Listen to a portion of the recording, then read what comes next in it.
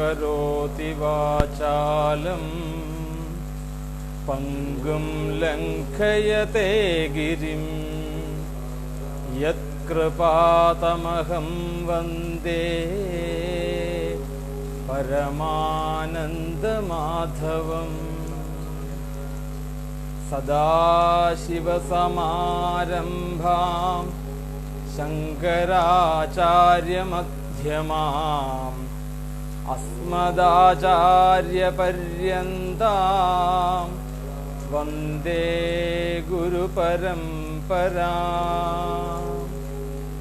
അജ്ഞാനതിമിരാന്ധസ്യ ജ്ഞാനാഞ്ജനശലാകയാൽ ചക്ഷുരുന്മീലിതം യേന തസ്മൈ ശ്രീ ഗുരവേ നമഃ.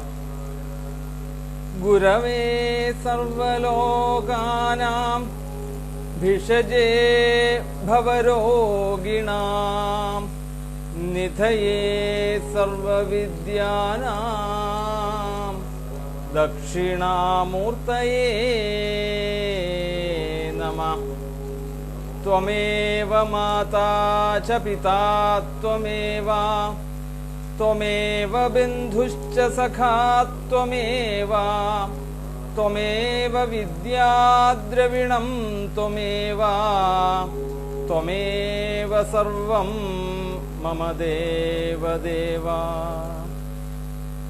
യോന്തഃപ്രവിശ്യ മമ വാചമിമാം പ്രസുപ്താം സഞ്ജീവയത്യഖിലശക്തിധരസ്വധാംനാ അന്യാംശ്ച ഹസ്തചരണശ്രവണത്വഗാദീൻ പ്രാണാൻ നമോ ഭഗവതേ പുരുഷായ തുഭ്യം. ഭള്ളെള്ളുള്ളിലഴാത്ത നിർമ്മലതയും നിസ്വാർത്ഥമാം ഭക്തിയും ഉള്ളിൽ പെയ്തലിഞ്ഞ ഭഗവൽ സപ്താഹ പീയൂഷവും തള്ളിത്തള്ളി നിറഞ്ഞുയർന്ന മൃതമാം സൽകീർത്തി തന്മൂർത്തിയാം മള്യൂർ ശങ്കര വിപ്രവര്യ സുകൃതം തുഭ്യം നമസ്തേ നിശം. സദ്ഗുരുഭ്യോ നമഃ. ഗോവിന്ദനാമ സങ്കീർത്തനം ഗോവിന്ദ ഗോവിന്ദ. എല്ലാവർക്കും നമസ്കാരം. പതിവ് ആൾക്കാരെ തീരെ കുറവായിട്ടാണ് കാണുന്നത് എന്നാലും പതിവ് പോലെ നമുക്ക് ഭാഗവതത്തിന്റെ തത്വവിചാരത്തിലേക്ക് കിടക്കാം. അതിന് ഉപക്രമമായിട്ട് നമ്മൾ ഒന്ന് തയ്യാറെടുക്കുക പതിവുണ്ട് അല്ലേ. എപ്പോഴും നമ്മളുടെ മനസ്സ് ഈ ത്രിഗുണങ്ങൾക്ക് അടിസ്ഥാനമായിട്ട് നിൽക്കുന്നത് കൊണ്ട് ഭൗതികമായിട്ടുള്ള ജീവിതത്തിൽ എപ്പോഴും കലുഷിതമായിരിക്കും. സദാസമയവും എന്തെങ്കിലുമൊക്കെ കാര്യങ്ങളായിട്ട് നമ്മുടെ മനസ്സിലിങ്ങനെ വേവിങ് ഉണ്ടാവും അല്ലേ, ചഞ്ചലിപ്പ് ഉണ്ടാവും. അതൊക്കെ ഉള്ളിൽ ആ ചഞ്ചലിപ്പൊക്കെ ഉണ്ടെങ്കിൽ ഭാഗവതത്തെ വേണ്ട രീതിയിൽ നമുക്ക് വിചാരം ചെയ്യാൻ സാധിക്കുകയില്ല. അപ്പൊ അതിനെന്ത് ചെയ്യണം? നമ്മള് ഒന്ന് തയ്യാറെടുക്കണം അല്ലേ. അപ്പം ഈ 5 മണി വരെ ഉണ്ടായിരുന്ന എല്ലാ പ്രവർത്തനങ്ങളെയും ഒന്ന് മാറ്റിവെക്കുക. കുറച്ചു നേരത്തേക്ക് മനസ്സ് ശാന്തമായി സമാധാനത്തോടുകൂടി ഇരുന്ന് ആ ഭഗവത് വിചാരം ചെയ്യാം. നമ്മള് ഒരു ഭാഗ്യമാണ് ശരിക്ക് ദിവസവും അല്ലെ ഏകദേശം ഒരു മണിക്കൂർ ചില്വാനം നമുക്ക് ഈ ഭഗവത് വിചാരം ചെയ്യാൻ സാധിക്കുക എന്ന് പറഞ്ഞാൽ തന്നെ ഒരു ഭാഗ്യം തന്നെയാണ്. ഭഗവത് അനുഗ്രഹം കൊണ്ട് മാത്രമേ അത് സാധിക്കുകയുള്ളൂ. അപ്പൊ അത് തീർച്ചയായിട്ടും നമ്മൾ എന്ത് ചെയ്യണത്? ആ അനുഗ്രഹം മനസ്സിലാക്കിക്കൊണ്ട് അതിനെ സ്വീകരിക്കാൻ തയ്യാറാവുക. ഓരോരുത്തരൊക്കെ ഇപ്പൊ വന്നു തുടങ്ങിയെന്ന് തോന്നുന്നു അല്ലെ. എന്തായാലും ആ മനസ്സില് എല്ലാം മാറ്റി ശുദ്ധമാക്കുക. ഇന്ദ്രിയങ്ങള് പലതും നമുക്കിപ്പോ കേൾക്കേണ്ടി വരുമായിരിക്കും. അതിനെയൊക്കെ ഒന്ന് മാറ്റി വയ്ക്കുക. ആ ഇന്ദ്രിയങ്ങളെയൊക്കെ ഭാഗവതത്തിന് മുമ്പിലേക്ക് കൊണ്ടുവരിക. ഭാഗവതത്തിൽ നിന്ന് എന്തെങ്കിലുമൊക്കെ നമുക്ക് നല്ല നല്ല ആശയങ്ങൾ, അല്ലേ, ഓരോ ദിവസവും നമുക്ക് നല്ല നല്ല ആശയങ്ങൾ, ധർമ്മങ്ങൾ, ഇതൊക്കെ എന്താണെന്നുള്ളത് മനസ്സിലാക്കാൻ സാധിക്കും. ആ സാധിക്കുന്ന തത്വ ദർശനങ്ങളെ ജീവിതത്തിൽ കൊണ്ടുവരാൻ സാധിക്കുക. അല്ലെങ്കിലോ ആ ഭാഗവതത്തിൽ നിന്ന് നമ്മൾ മനസ്സിലാക്കുന്നതായിട്ടുള്ള ഈശ്വര ബോധത്തെ അറിഞ്ഞുകൊണ്ട് നമുക്ക് ജീവിക്കാൻ സാധിക്കണം, അല്ലേ? നമ്മളുടെ ബുദ്ധിയും മനസ്സിനും ഒക്കെ പുറമേയുള്ള അഖണ്ഡമായിട്ടുള്ള സച്ചിദാനന്ദ ബോധ സ്വരൂപനായിട്ടുള്ള ഭഗവാനെ തിരിച്ചറിയുക എന്നുള്ളതാണ് മനുഷ്യന്റെ ലക്ഷ്യം. അപ്പൊ അത് പരമാവധി നമ്മൾ എന്ത് ചെയ്യണം? അഭ്യസിച്ചുകൊണ്ടേയിരിക്കണം. അഭ്യസിച്ചാൽ മാത്രമേ നമുക്ക് അതിലേക്ക് എത്താൻ സാധിക്കുകയുള്ളൂ. അപ്പൊ നമുക്ക് ആ പതിവ് പോലെ ഉള്ള ഭഗവാന്റെ അല്ലെങ്കിൽ പ്രത്യക്ഷ സ്വരൂപമായിട്ടുള്ള ഭാഗവതത്തിന്റെ ദിവ്യനാമം 3 ജപിച്ചുകൊണ്ട് ആരംഭിക്കാം. സത്യം പരം ധീമഹി, സത്യം പരം ധീമഹി, സത്യം പരം ധീമഹി. ഗോവിന്ദനാമ സങ്കീർത്തനം ഗോവിന്ദ ഗോവിന്ദ. നല്ലൊരു സന്തോഷമുണ്ട്. US-ലുള്ള എൻ്റെ ഒരു ഫ്രണ്ട് അശ്വത്ത് ഷേണായി, അദ്ദേഹം ഇത് കാണുവാൻ വേണ്ടിയിട്ട് ലൈവിൽ വന്നിരിക്കുന്നു. വളരെയധികം സന്തോഷം. ഒക്കെ വലിയൊരു ഭാഗ്യം തന്നെയാണ്, അല്ലേ? ഇത്ര ദൂരത്ത് കിടക്കുകയാണെങ്കിലും അടുത്ത് നമ്മൾ കാണുന്നത് പോലെ തന്നെയാണിത്, അല്ലേ? ഈ നവമാധ്യമങ്ങളാണെങ്കിൽ പോലും സുഹൃത്തുക്കളെയൊക്കെ കാണാൻ സാധിക്കുക എന്ന് പറയുന്നത് തന്നെ വലിയൊരു സത്സംഗം തന്നെയാണത്. എന്തായാലും നമുക്ക് 14 അധ്യായങ്ങളാണ് നമ്മൾ പാരായണം ചെയ്ത്, അല്ലേ, വ്യാഖ്യാനത്തോടുകൂടി ഭഗവാന്റെ പാദങ്ങളിൽ സമർപ്പിച്ചത്, അല്ലേ? ഇനി 15ാമത്തെ അധ്യായമാണ്. അപ്പൊ എന്താണ് നമ്മളുടെ രംഗം? എന്താണ് ശരിക്ക്? യുധിഷ്ഠിരൻ കണ്ട ദുർനിമിത്തങ്ങൾക്കനുസരിച്ച് തന്റെ അനുജനായിട്ടുള്ള ഭീമസേനോട് അർജുനന്റെ വരവിനെ താമസം എന്താണെന്ന് മനസ്സിലാക്കുവാൻ വേണ്ടിയിട്ട് സംസാരിച്ചു കൊണ്ടിരിക്കുന്ന സമയത്താണ് അർജുനൻ തനിക്ക് എടുത്തുപൊക്കാൻ പോലും സാധിക്കാത്ത രീതിയിൽ ഗാണ്ഡീവം ഒറ്റയ്ക്ക് ഇടത്ത് കൈകൊണ്ട് എടുത്ത് പിടിച്ച്, അല്ലെ, അസ്ത്രങ്ങൾ ചെയ്യുന്ന അർജുനൻ ആ ദിവ്യ ധനുസായിട്ടുള്ള അഗ്നി കൊടുത്തിട്ടുള്ള ആ ധനുസ് ഒന്ന് എടുത്തു പൊക്കാൻ പോലും സാധിക്കാതെ വലിച്ചയച്ചുകൊണ്ട് വരുന്നൊരു രംഗം. അങ്ങനെ വന്നതാ കണ്ണീരുകൊണ്ട് ആ യുധിഷ്ഠിരന്റെ പാദങ്ങൾ കഴുകുന്നു, നമസ്കരിക്കുന്നു. ഓരോ രീതിയിലും അർജുനനെ പരീക്ഷിക്കുവാൻ വേണ്ടിയിട്ട് എല്ലാ ദുർനിമിത്തങ്ങൾ കൊണ്ട് യുധിഷ്ഠിരൻ ഏകദേശം ഭഗവത് യോഗം ഉറപ്പിച്ചതാണ്. എന്നാലും ആ ഭഗവത് യോഗം ആർക്കും താല്പര്യമില്ല, അല്ലെ? അപ്പൊ എന്തെങ്കിലും ഒരു ലൂപ്പ് ഹോൾ ഉണ്ടോ? ആ ഒരു മോഹം കൊണ്ട് അർജുനനോട് അതെല്ലാം മറച്ചു വെച്ചുകൊണ്ട് സംസാരിക്കാൻ ആരംഭിച്ചു. എന്നിട്ടും അർജുനനിൽ നിന്നത് കേൾക്കാൻ സാധിച്ചില്ല. അത് കേൾക്കണമെന്ന് ആഗ്രഹവുമില്ല. അങ്ങനെ അർജുനൻ ഒന്നും പറയാൻ വയ്യാത്ത രീതിയിൽ ഇരിക്കുന്ന രംഗമായിരുന്നു. ഇനിതാ ആ 15ാമത്തെ അധ്യായത്തിലേക്ക് നമുക്ക് കടക്കാം. ഇങ്ങനെ ആ ശൗനകാദികൾക്ക് സൂതൻ പറഞ്ഞു കൊടുക്കുകയാണ്. സൂതൻ പറയുകയാണ്, സൂത ഉവാച ഏവം കൃഷ്ണസഖ കൃഷ്ണോ ഭ്രാത്ര രാജ്ഞാവികൽപ്പിത നാനാശങ്കാസ്പദം രൂപം കൃഷ്ണ വിശ്ലേഷകരിഷിത ശോകേന ശുഷ്യദ്വദനഹിൽ സരോജോ ഹതപ്രഭ വിഭും തമേവാനുധ്യായൻ നാശക്നോൽ പ്രതിഭാഷിതും. യുധിഷ്ഠിരൻ ധാരാളം ചോദ്യങ്ങൾ, അല്ലേ, സംശയം ഉണ്ടാക്കത്തക്ക രീതിയിലുള്ള അനവധി ചോദ്യങ്ങളെ കൊണ്ട് അർജുനനെ ബുദ്ധിമുട്ടിച്ചു എന്ന് വേണേൽ പറയാം. ആവികൽപ്പിത എന്ന് പറഞ്ഞാല് സംശയങ്ങൾക്ക് ഇട കൊടുക്കുന്നതായിട്ടുള്ള ധാരാളം ചോദ്യങ്ങൾ ചോദിച്ച് ആ കൃഷ്ണസഖനായിട്ടുള്ള ഭഗവാന്റെ സഖനായിട്ടുള്ള കൃഷ്ണൻ, അതാണ് അവിടെ കൃഷ്ണസഖ കൃഷ്ണോ. അർജുനന് കൃഷ്ണൻ എന്നുള്ളൊരു പേരുണ്ട്. അപ്പം ആശങ്കകൾക്ക് ഉടലെടുക്കുന്നതായിട്ടുള്ള ധാരാളം ചോദ്യങ്ങൾ ചോദിച്ച് വിഷമത്തിലാക്കി ഇരിക്കുന്ന അർജുനൻ, ആ അർജുനന്റെ മുഖത്തേക്ക് നോക്കിയപ്പോഴത്തേക്ക് എന്താണ്? ശോകേന ശുഷ്യദ്വദന ഹൃത്സരോജോഹതപ്രഭ. ആ പ്രഭയെല്ലാം നശിച്ചിരിക്കുന്നു, മുഖത്ത് പ്രഭയില്ല. ഹൃത്സരോജം വാടിക്കരിഞ്ഞിരിക്കുന്നു. എന്താണ് ഹൃത്സരോജം? ഹൃദയം. ഹൃദയമാകുന്ന താമര കരിഞ്ഞ് ഇരിക്കുകയാണ്. അതുപോലെ തന്നെ മുഖത്ത് ഉണ്ടാകുന്ന ആ താമര, വിടർന്നിരിക്കേണ്ട താമര, അതിതാ കൂമ്പിയിരിക്കുന്നു.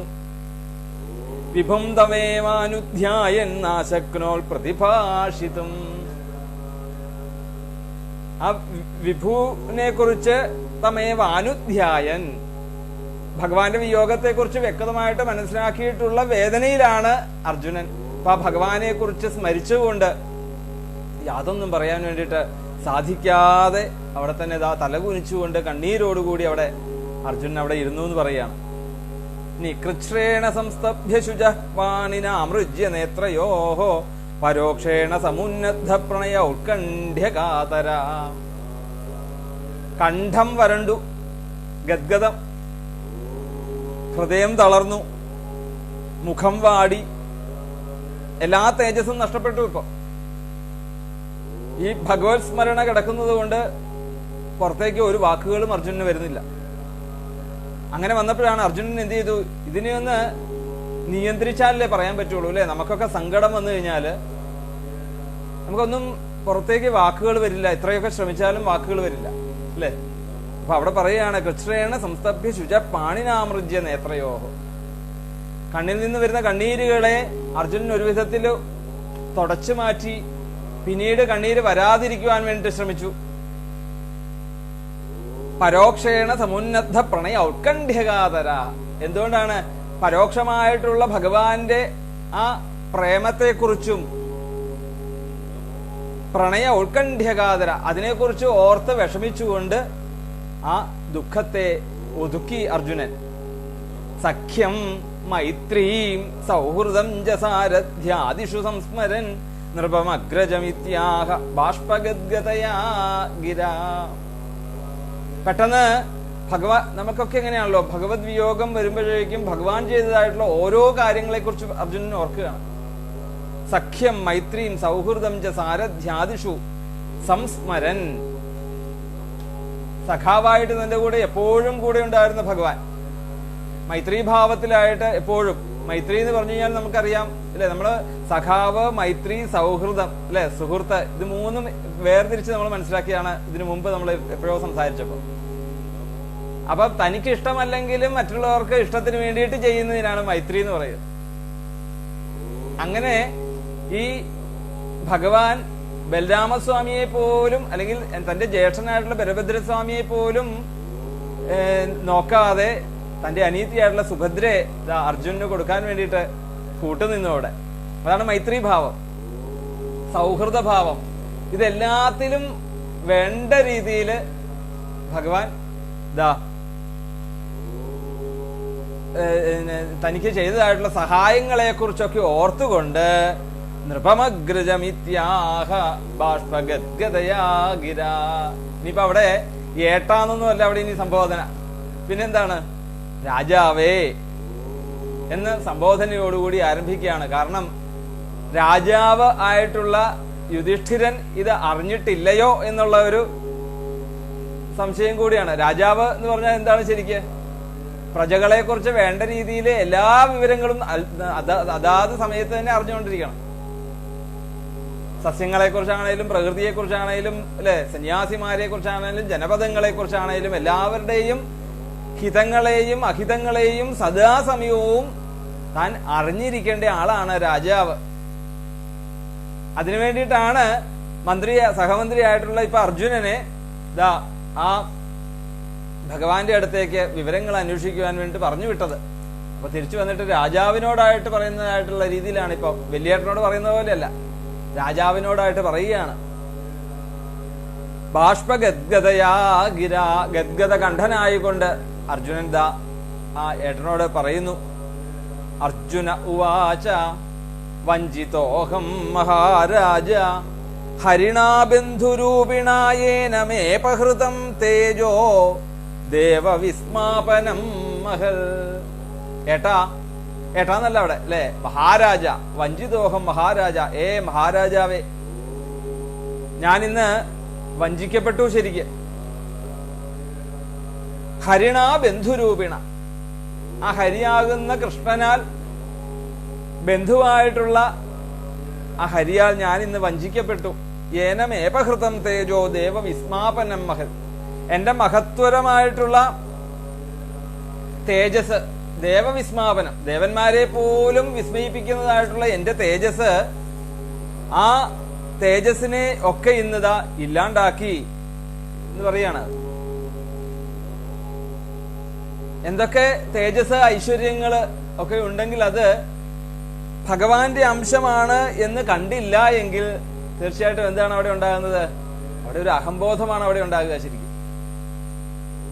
അർജുനനാണേലും ഈ ഒരു അഹംബോധം ഇടയ്ക്കിടയ്ക്ക് ഉയർന്നു വരും അല്ലെ. ആ സന്താനഗോപാലത്തിന്റെ സമയത്ത് ധാരാളം സ്ഥലങ്ങളുണ്ട്. അഗ്നിദേവന് ഖാണ്ഡവനം കൊടുക്കുന്ന സമയത്ത്, ഈ സമയത്തൊക്കെ തന്റെ അഹങ്കാരത്തെ ഒക്കെ തല്ലിച്ചതച്ചതായിട്ടുള്ള ബന്ധുരൂപിണ ഞാൻ ഇന്ന് വഞ്ചിക്കപ്പെട്ടു. കാരണം എന്താണ്? ഭഗവാന്റെ അവതാരങ്ങളായിട്ടുള്ള, അല്ലെങ്കിൽ നമ്മളൊക്കെ ഭഗവാന്റെ അവതാരങ്ങളാണ് അല്ലെ, എല്ലാവരും അല്ലെ.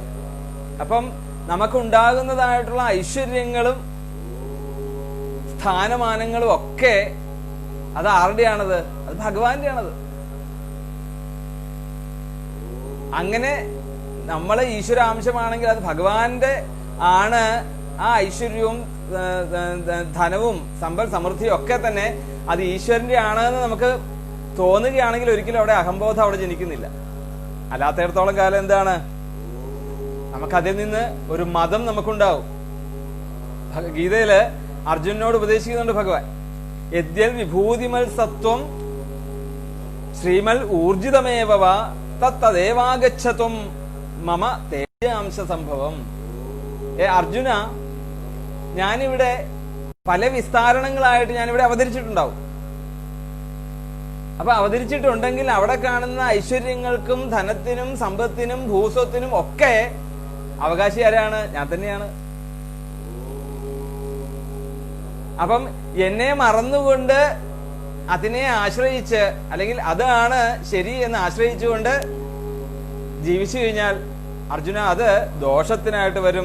ഈ തേജസ്സൊക്കെ നിനക്ക് ഇന്ന് നീ ചെയ്യുന്നതായിട്ടുള്ള അസ്ത്രം ചെയ്യുന്നതായിട്ടുള്ള, അല്ലെങ്കിൽ അല്ലെ രണ്ട് കൈകൾ കൊണ്ടും അസ്ത്രം ചെയ്യാനുള്ള കഴിവ് അർജുനനുണ്ട്. അങ്ങനെ ധാരാളം കഴിവുകൾ. ആ ധനുർവിദ്യയിൽ നിനക്കുണ്ടായിട്ടുള്ള തേജസ്സൊക്കെ ആരുടെയാണ്? അതെന്റെയാണത്. അപ്പൊ അത് നിന്റെയാണെന്ന് വിചാരിച്ചു കഴിഞ്ഞാൽ അത് അഹംബോധത്തിന് കാരണമാകും, അത് ദോഷത്തിന് കാരണമാകും. അതുകൊണ്ട് ഐശ്വര്യം വന്നാൽ ഒരിക്കലും അഹങ്കരിക്കരുത് എന്നാണ് ഇതിൽ നിന്നൊരു പാഠം അർജുനന് പറഞ്ഞു കൊടുക്കുന്നത്. പല രീതിയിലുള്ള ഐശ്വര്യങ്ങള് സമൃദ്ധികൾ നമുക്കുണ്ടാകാം, ധനം കൊണ്ട് സമൃദ്ധികൾ ഉണ്ടാകാം. ആ സമയത്തൊക്കെ നമ്മള് എന്താണ് ചിന്തിക്കേണ്ടത്? ശരിക്ക് ബുദ്ധിമാന്മാരായിട്ടുള്ള സജ്ജനങ്ങൾ അത് ശരിക്കും എന്താണ്? ഭഗവാനോട് കൂടുതൽ അടുക്കുകയാണ് ചെയ്യുന്നത് അല്ലെ. നമ്മൾ പറയാറുണ്ട്, പ്രകൃതിയുടെ നിയമം അനുസരിച്ച് ഒരു കുന്നുണ്ടെങ്കിൽ ഒരു കുഴിയുണ്ടെന്ന് വിചാരിച്ചുകൊള്ളുക അല്ലേ. അപ്പൊ ഒരു ഉയർച്ചയുണ്ടെങ്കിൽ ഒരു താഴ്ച നിനക്ക് കാണിച്ചു വെച്ചിരിക്കുന്നു.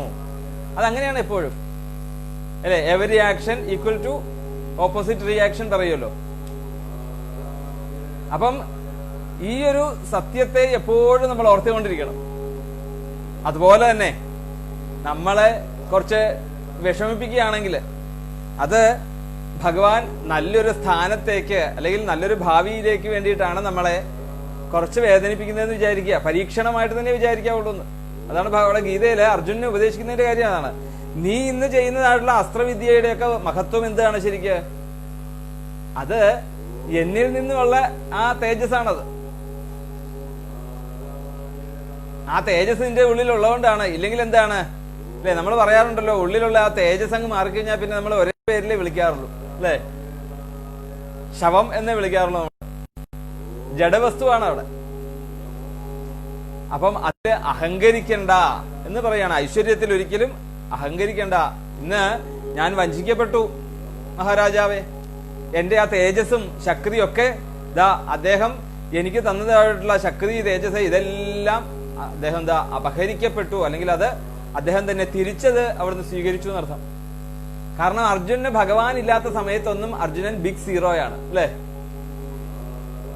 ഏത് അവസ്ഥകളിലും അവിടെ ഭഗവാന്റെ ഒരു കരഹസ്തങ്ങൾ, സഹായഹസ്തങ്ങൾ ഉള്ളപ്പോൾ മാത്രമേ അർജുനന്റെ തേജസ് പുറത്ത് കാണുന്നുള്ളൂ. അതാണ് ദേവവിസ്മാപനം മഹത്ത്. മഹത്തരമായിട്ടുള്ള ദേവന്മാരെ പോലും അതിശയിപ്പിക്കുന്നതായിട്ടുള്ള തേജസ് എനിക്കുണ്ടായിരുന്നു. ആ തേജസ്സും ശക്തിയും ഇന്ന് ഭഗവാൻ അപഹരിച്ചു കൊണ്ടുപോയിരിക്കുന്നു. അതുകൊണ്ട് ഞാൻ വഞ്ചിതനായി ഭഗവാനെ. 6ാമത്തെ ശ്ലോകം നോക്കാം. യസ്യ ക്ഷണവിയോഗേന ലോകോ ഹ്യപ്രിയ ദർശനേന രഹിതോ ഹ്യേഷ മൃതകഃ പ്രോച്യതേ യഥാ. അതുകൊണ്ട് ഭഗവാൻ അല്പനേരത്തേക്ക്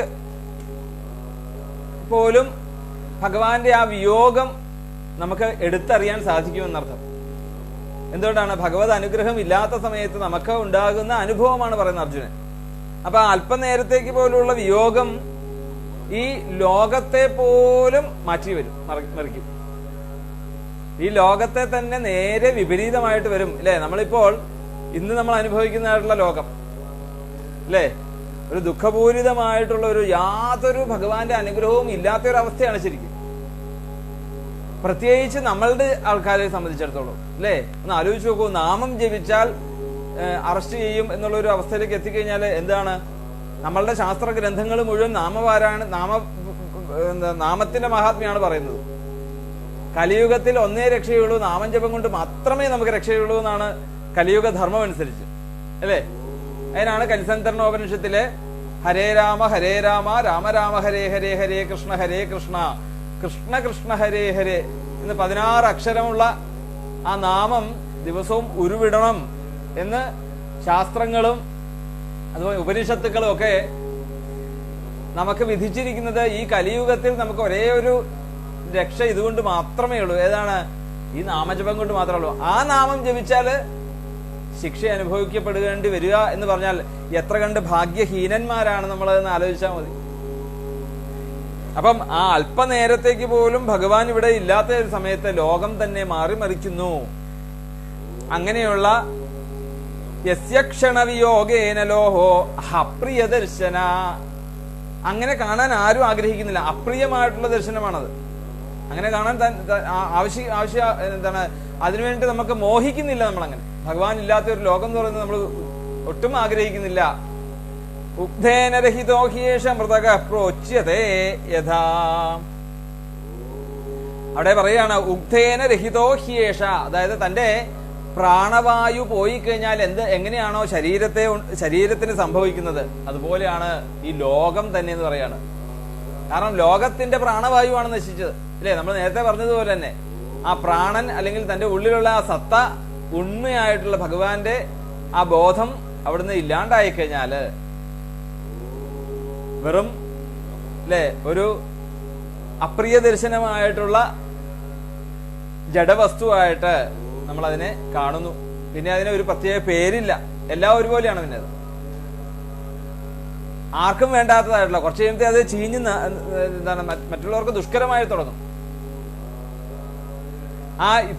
എന്താണ് തലേ ദിവസം വരെ നമ്മള് വേണ്ട രീതിയിൽ അലങ്കരിച്ചുകൊണ്ട് നടന്നതായിട്ടുള്ള ശരീരം ഒരു നിമിഷം കൊണ്ട് നമ്മൾ ജഡമായിട്ട് മാറുകയാണ്. അപ്പൊ ഭഗവാന്റെ വിയോഗം എന്ന് പറഞ്ഞാൽ ഈ ലോകം പോലും ഇന്ന് ലോകത്തിന്റെ പ്രാണവായു പോയ ഒരു അവസ്ഥയിലേക്കാണ് എന്ന് അർജുനൻ യുധിഷ്ഠിരനോടായിട്ട് പറയുകയാണ്. എന്നിട്ട് പിന്നെ ഇനി ഓരോ തനിക്ക് ഉണ്ടായതായിട്ടുള്ള ആ ഭഗവാന്റെ സഹായഹസ്തങ്ങളെ കുറിച്ച് അർജുനൻ ഓർക്കുന്നു. നമ്മളും കൂട്ടുകാരുടെ ഒരു വിയോഗമൊക്കെ വന്നു കഴിഞ്ഞാല് പരസ്പരം നമ്മള് സംസാരിക്കുമ്പോൾ ആ കൂട്ടുകാരനെ കുറിച്ച് ഉണ്ടായിട്ടുള്ള നല്ല കാലങ്ങളെ കുറിച്ച് നമ്മൾ പറഞ്ഞു വേദനിക്കും, അല്ലെ? ആ കൂട്ടുകാരുമായിട്ട് ഉണ്ടായിരുന്ന നല്ല നല്ല സംഭാഷണങ്ങള്, നല്ല നല്ല അവസരങ്ങള്, എന്നിട്ടും എന്നെ പിരിഞ്ഞു പോയല്ലോ എന്നുള്ള രീതിയിൽ കൂടുതൽ നമ്മൾ ഓർമ്മ വരും. അതുപോലെ തന്നെയാണ് അർജുനനും ഇവിടെ ആ ഭഗവാന്റെ സാമീപ്യങ്ങളെ കുറിച്ച് ഓരോന്നോരോന്നായിട്ട് ഓർക്കുകയാണ്. 7ാമത്തെ ശ്ലോകം നോക്കാം. യൽ സംശ്രയാ ദ്രുപദഗേഹമുപാഗതാനാം രാജ്ഞാം സ്വയംവരമുഖേ സ്മരദുർമദാനാം തേജോഹൃതം ഖലു മയാഭിഹതശ്ച മത്സ്യ സജ്ജീകൃതേന ധനുഷാധിഗതാച കൃഷ്ണ.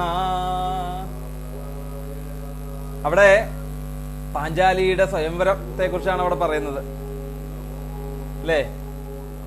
പാണ്ഡവന്മാര് അരക്കില്ലത്ത് താമസിച്ച് അവിടെ നിന്നും വിതുരന്റെ സഹായത്തോടുകൂടി ദുര്യോധനന്റെ ഗൂഢോപദേശത്തെ കുറിച്ച് മനസ്സിലാക്കിക്കൊണ്ട്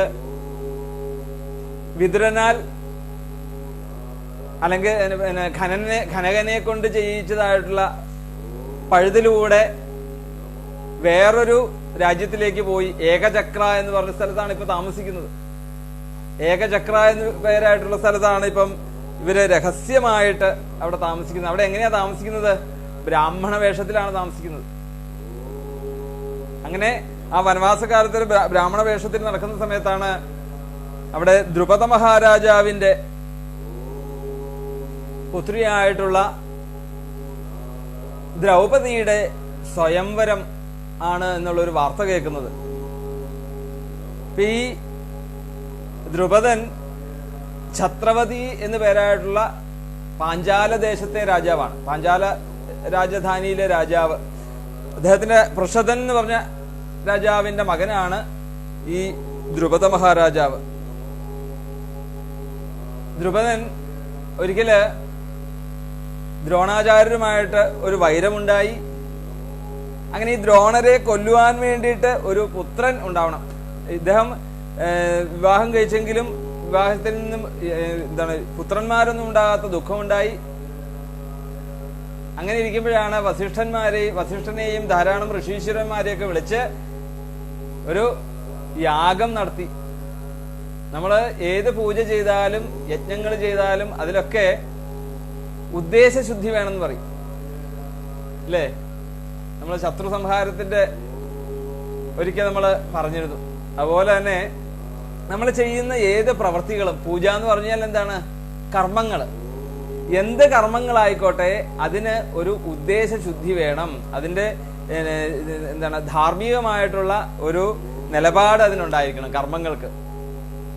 എന്നാല് ഇവിടെ ഈ ദ്രുപദൻ അങ്ങനെയല്ലായിരുന്നു. ദ്രുപദൻ എങ്ങനെയായിരുന്നു? ഈ ദ്രോണരെ കൊല്ലുവാൻ വേണ്ടിയിട്ട് ഒരു പുത്രൻ എനിക്ക് ഉണ്ടാകണം, അതിനു വേണ്ടിയിട്ടുള്ള ഒരു യാഗം നടത്താൻ തീരുമാനിച്ച് അങ്ങനെ യാഗത്തിൽ നിന്നും ആദ്യം ഒരു പുരുഷൻ അവിടുന്ന് ഉയർന്നു വന്നു. ധൃഷ്ടദ്യുമ്ന എന്ന് പേരായിട്ടുള്ള ഒരു ഉണ്ണി ഉയർന്നു വന്നു. പിന്നീട് ആ വേദിയുടെ നടുക്ക് നിന്നും കൃഷ്ണ എന്ന് പേരായിട്ടുള്ള സ്ത്രീ, ആ കൃഷ്ണയാണ് ദ്രുപദന്റെ പുത്രിയായിട്ടുള്ള ദ്രൗപദി. ദ്രൗപദി എന്ന് പേരിട്ട്, കൃഷ്ണ എന്നാണ് പേര് ശരിക്കും. എന്തായാലും ആ ദ്രൗപദിയുടെ ഉള്ള ജീവിതം, ദ്രൗപദി വിവാഹപ്രായമായി. അങ്ങനെ വന്നപ്പോഴാണ് ദ്രുപദന് ഒരാഗ്രഹമുണ്ടായിരുന്നു, ഇവിടുത്തെ വില്ലാളി വീരന്മാരിൽ കേമനായിട്ടുള്ള ഒരാളെ കൊണ്ട് വേണം തന്റെ മകളെ വിവാഹം ചെയ്തു കൊടുക്കാൻ. ഒരു വീരപരീക്ഷ തന്നെ നടത്തി. അതിനുവേണ്ടി ഗംഭീരമായിട്ടുള്ള ഒരു ഭാരമേറിയതായിട്ടുള്ള ഒരു ധനുസ് എടുത്തു വെച്ചു. എന്നിട്ട് അവിടെ ഒരു വീരപരീക്ഷ എങ്ങനെയാണെന്ന് ചോദിച്ചു കഴിഞ്ഞാല്, ഈ താഴെ ഒരു പാത്രത്തില് വെള്ളത്തിൽ കറങ്ങിക്കൊണ്ടിരിക്കുന്ന മത്സ്യം, ഈ മത്സ്യത്തിന്റെ പ്രതിബിംബം മുകളിലോട്ട് നോക്കിക്കഴിഞ്ഞാൽ കാണാൻ സാധിക്കും. മുകളിൽ അതിന്റെ മിറർ വെച്ചിട്ടുണ്ട്, കണ്ണാടി വെച്ച്.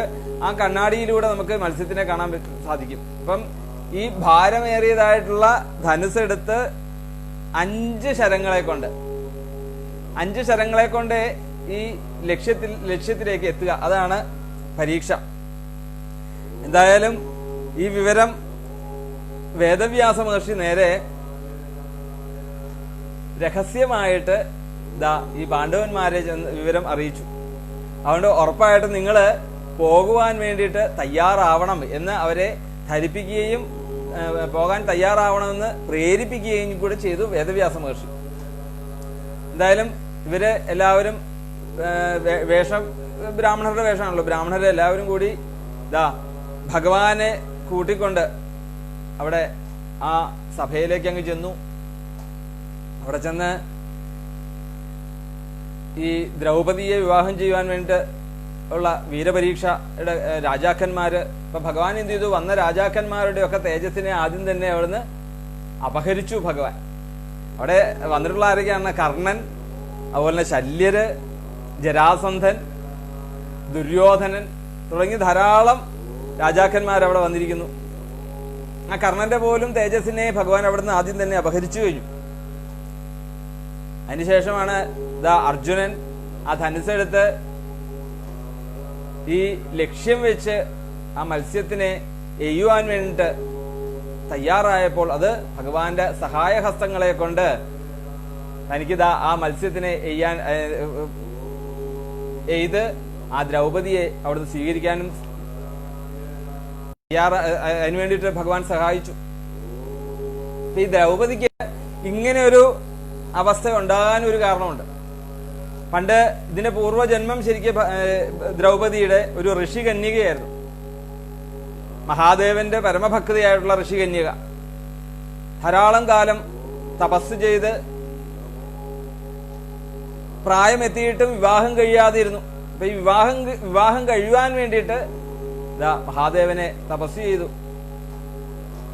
5 തവണയാണ് മാറി മാറി മാറി കഠിനമായിട്ടുള്ള തപസ് മഹാദേവന്റെ അടുത്ത്. മഹാദേവൻ പ്രത്യക്ഷപ്പെട്ടു.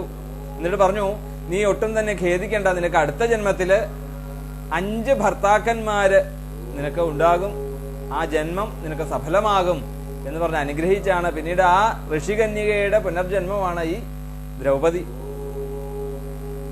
എന്തായാലും അവിടെ ബലരാമസ്വാമി ഉണ്ടായിരുന്നു. ബലരാമസ്വാമിയെ ഭഗവാൻ ഈ ബ്രാഹ്മണരായിട്ടുള്ള പാണ്ഡവരെ പ്രത്യേക രഹസ്യമായിട്ട് വിളിച്ചതാ ആ ചൂണ്ടിക്കാട്ടി.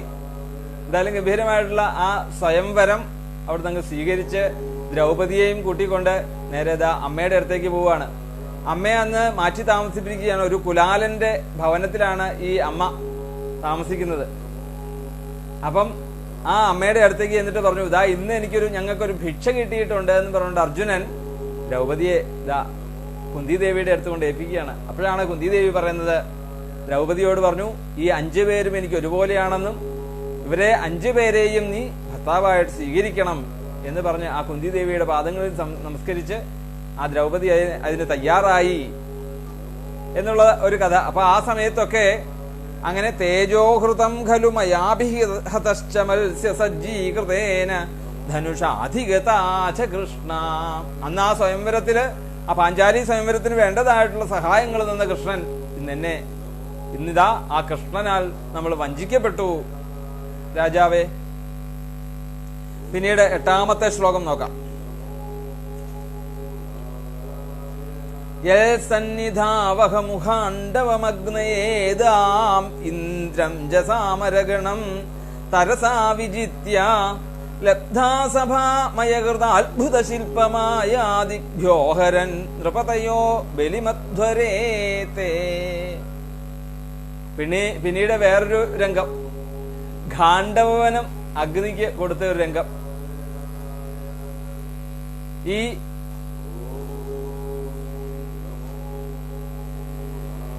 അർജുനൻ യുധിഷ്ഠിരാദികളുടെ കൂടെ ഇന്ദ്രപ്രസ്ഥത്തിൽ താമസിക്കുന്ന സമയത്ത് ഒരിക്കൽ ഭഗവാനെ ആ ഇന്ദ്രപ്രസ്ഥത്തിലേക്ക് അവിടുന്ന് സ്വീകരിച്ചു, അല്ലെ അവിടുന്ന് ഭഗവാനെ ക്ഷണിച്ചു വരുത്തി. എന്നിട്ട് പറഞ്ഞു, നമുക്ക് ആ യമുനാതീരത്ത് കുറച്ചു നാള് സുഖവാസം അനുഷ്ഠിക്കാം എന്ന് പറഞ്ഞുകൊണ്ട് ആ യമുനാതീരത്ത് നല്ലൊരു സുഖവാസത്തിന് വേണ്ടതായിട്ടുള്ള ഒരു ക്രീഡാഗൃഹം ഒക്കെ നിർമ്മിച്ച് അവിടെ സുഖമായിട്ട് കഴിയുന്നു. ഈ ഗൃഹത്തിന്റെ തൊട്ടടുത്താണ് ഖാണ്ഡവനം. പ്രത്യേകിച്ച് ഈ ഖാണ്ഡവനം ദേവേന്ദ്രന്റെ അധീനത്തിലായിരുന്നു. ഈ ഖാണ്ഡവനം ശരിക്ക് അവിടെ തക്ഷകനാണ് അതിന്റെ സംരക്ഷണം. ഇപ്പൊ ഈ തക്ഷകന്റെ സംരക്ഷണത്തില് ദേവേന്ദ്രൻ ആ ഖാണ്ഡവനത്തിനെ തന്റെ അടക്കി ഭരിച്ചുകൊണ്ടിരിക്കുന്ന സമയമാണ്. അവിടെ ചെന്ന് കഴിഞ്ഞപ്പോഴത്തേക്കാണ് അവിടെ ഒരു ദിവസം ഒരു ബ്രാഹ്മണൻ അവിടെ വന്നു. ഇവര് സംസാരിച്ചു കൊണ്ടിരിക്കവേ അർജുനന്റെ അടുത്തേക്ക് വന്ന് ചോദിച്ചു, അപ്പൊ അർജുനന് ബ്രാഹ്മണപ്രിയനാണ്, അല്ലെ? ഏത് സമയത്തും അർജുനന് ബ്രാഹ്മണരോട് ഭയങ്കര ബഹുമാനാണ്. ആ ബ്രാഹ്മണരോട് ബഹുമാനം എന്ന് പറഞ്ഞാല് അത് അർജുനൻ എന്നുള്ളതല്ല, അത് രാജാവിന്റെ ഒരു ധർമ്മമാണ്, അല്ലെ? നമ്മൾ നേരത്തെ പറഞ്ഞിരുന്നു, രാജാവ് എന്നുള്ള രീതിയില് ഗോക്കളെയും ബ്രാഹ്മണരെയും ഒക്കെ വേണ്ട രീതിയിൽ അവരെന്ത് ചോദിച്ചാലും കൊടുത്തോളണം എന്നാണ്. അവരെ സന്തോഷം ആക്കുക എന്നുള്ളതാണ് രാജധർമ്മം. അവരെ വിഷമിപ്പിക്കരുത് എന്നുള്ള രീതിയിൽ തന്നെ. അങ്ങനെ അർജുനൻ ഈ ബ്രാഹ്മണനോടും പറഞ്ഞു, അങ്ങ് എന്ത് വേണേ ആവശ്യപ്പെട്ടോളൂ, തരാൻ തയ്യാറാണ്. ബ്രാഹ്മണരെ സന്തോഷിപ്പിക്കുകയാണ് എന്റെ ധർമ്മം എന്ന് പറഞ്ഞപ്പോഴാണ് ഞാൻ അഗ്നിയാണെന്നും ഇപ്പോൾ എനിക്ക് ഭക്ഷണം ആവശ്യം ആ ഖാണ്ഡവനം ഒന്ന് കഴിച്ചാൽ കൊള്ളാം എന്നൊരാഗ്രഹം. കേട്ടപ്പോഴത്തേക്കും ഒട്ടും സംശയം തോന്നിയില്ല. കാരണം എന്താണ് സംശയമില്ലാത്തത്? തന്റെ കൂടെ ഈ അഖണ്ഡമായിട്ടുള്ള എല്ലാ അഖണ്ഡകോടി ബ്രഹ്മാണ്ടങ്ങൾ മുഴുവൻ അധീനമായിട്ടുള്ള ഭഗവാൻ കൂടെ ഉള്ളപ്പോ പിന്നെ എന്തിനു സംശയിക്കുന്നു? ഭഗവാന്റെ സ്വത്തല്ലാത്തത് വേറെ ഒന്നുമില്ല ഇവിടെ. അതുകൊണ്ട് അഗ്നിക്ക് കൊടുക്കാൻ വേണ്ടി തയ്യാറായി. അങ്ങനെ ആ കൃഷ്ണന്റെ അനുഗ്രഹത്തോടുകൂടി ആ അഗ്നിദേവന് ആ ഖാണ്ഡവനത്തെ ഭക്ഷിക്കുവാൻ വേണ്ടിയിട്ട് ഉള്ള അനുഗ്രഹം കൊടുത്തു. ഇങ്ങനെ ആ ഖാണ്ഡവനം ദഹിപ്പിക്കുന്ന സമയത്ത് അതില് അസുരന്മാരുടെ ശില്പിയായിട്ടുള്ള മയൻ, ഈ മയന്റെ സ്ഥിരവാസമായിരുന്നു ഈ ഖാണ്ഡവനം. ഖാണ്ഡവനത്തിലാണ് സദാസമയവും. പക്ഷേ ആ സമയത്ത് മയൻ അവിടെ ഇല്ലായിരുന്നു. ശരിക്ക് മയൻ എവിടെയായിരുന്നു? ശരിക്ക് ആ ഖാണ്ഡവനത്തിന് കത്തുന്ന സമയത്ത് ഈ ഇന്ദ്രപ്രസ്ഥത്തിലായിരുന്നു മയൻ. ആ സമയത്ത് അവിടെ ഇല്ലായിരുന്നു. പക്ഷെ മയന്റെ മകനായിട്ടുള്ള അശ്വസേനൻ അവിടെ ഉണ്ടായിരുന്നു.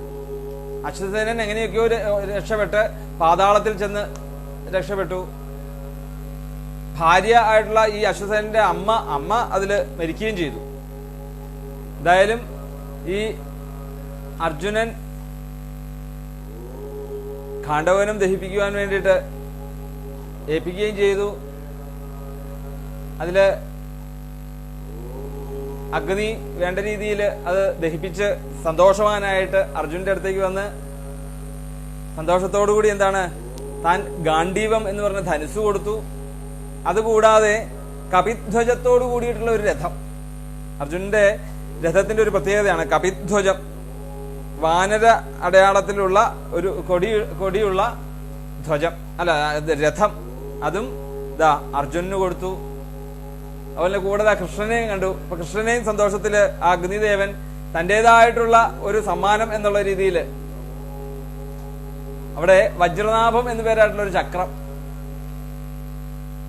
ആ ചക്രത്തെയും അതുപോലെ കൗമോദകി എന്നു പേരായിട്ടുള്ള ഗദയെയും ഭഗവാനും നൽകി. ഭഗവാനും പറഞ്ഞ പോലെ അതൊന്നും സൂര്യന്റെ അടുത്ത് വിളക്ക് കാണിക്കുന്ന പോലെ തന്നെയുള്ളൂ ഭഗവാന് സമ്മാനം കൊടുക്കുക എന്ന് പറഞ്ഞാൽ. എങ്കിലും ആ ഭക്തനെ പരിപോഷിപ്പിക്കുക എന്നുള്ള രീതിയിൽ അഗ്നിയിൽ നിന്നും അത് സ്വീകരിച്ചു.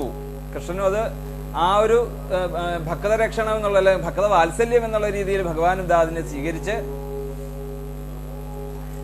ഈ സമയത്താണ് മയൻ ഇത് അറിഞ്ഞുകൊണ്ട് ഈ ഖാണ്ഡവനത്തിൽ വന്ന് അങ്ങനെ മയാസുരനെ അഗ്നിയും ആ മയാസുരനെ കൊല്ലുവാൻ വേണ്ടി തയ്യാറായി. അതുപോലെ ഭഗവാനും സുദർശന ചക്രത്തെ കൊണ്ട് മയാസുരനെ നിഗ്രഹിക്കുക എന്നുള്ളൊരു ലക്ഷ്യത്തിലേക്ക് പോയപ്പോഴേക്കും ഈ സമയത്താണ് മയാസുരൻ ഒരു വലിയൊരു കാര്യം ചെയ്തു. നേരെ ഈ മയൻ അർജുന്റെ കാൽക്കലേക്ക് അങ്ങ് വന്ന് വീണു, ശരണാഗതി പ്രാപിച്ചു. രാജാവിന്റെ അടുത്ത് വന്ന് ശരണാഗതി പ്രാപിച്ചവരെയൊക്കെ രക്ഷിക്കുക എന്നുള്ളത് രാജധർമ്മമാണ് അവിടെ. അങ്ങനെ ആ മയാസുരനെ ആ സുദർശന ചക്രത്തിൽ നിന്നും അഗ്നിയിൽ നിന്നും ഒക്കെ രക്ഷിച്ചു ഈ അർജുനൻ. സന്തോഷമായി മയന്. ചോദിച്ചു, എന്താണ് ഞാൻ പ്രത്യുപകാരമായിട്ട് ഞാൻ അങ്ങേക്ക് എന്താണ് തരേണ്ടതെന്ന് ചോദിച്ചു. ഭഗവാൻ പറഞ്ഞു, ഭഗവാൻ തന്നെ അതിനകത്ത് ഇടപെട്ടു. എന്നിട്ട് ഭഗവാൻ പറഞ്ഞു, എന്തായാലും നിന്റെ ജീവനെയാണ് രക്ഷിച്ചു തന്നത് ഇത് അസുരന്മാരുടെ ശില്പിയാണ് മയൻ.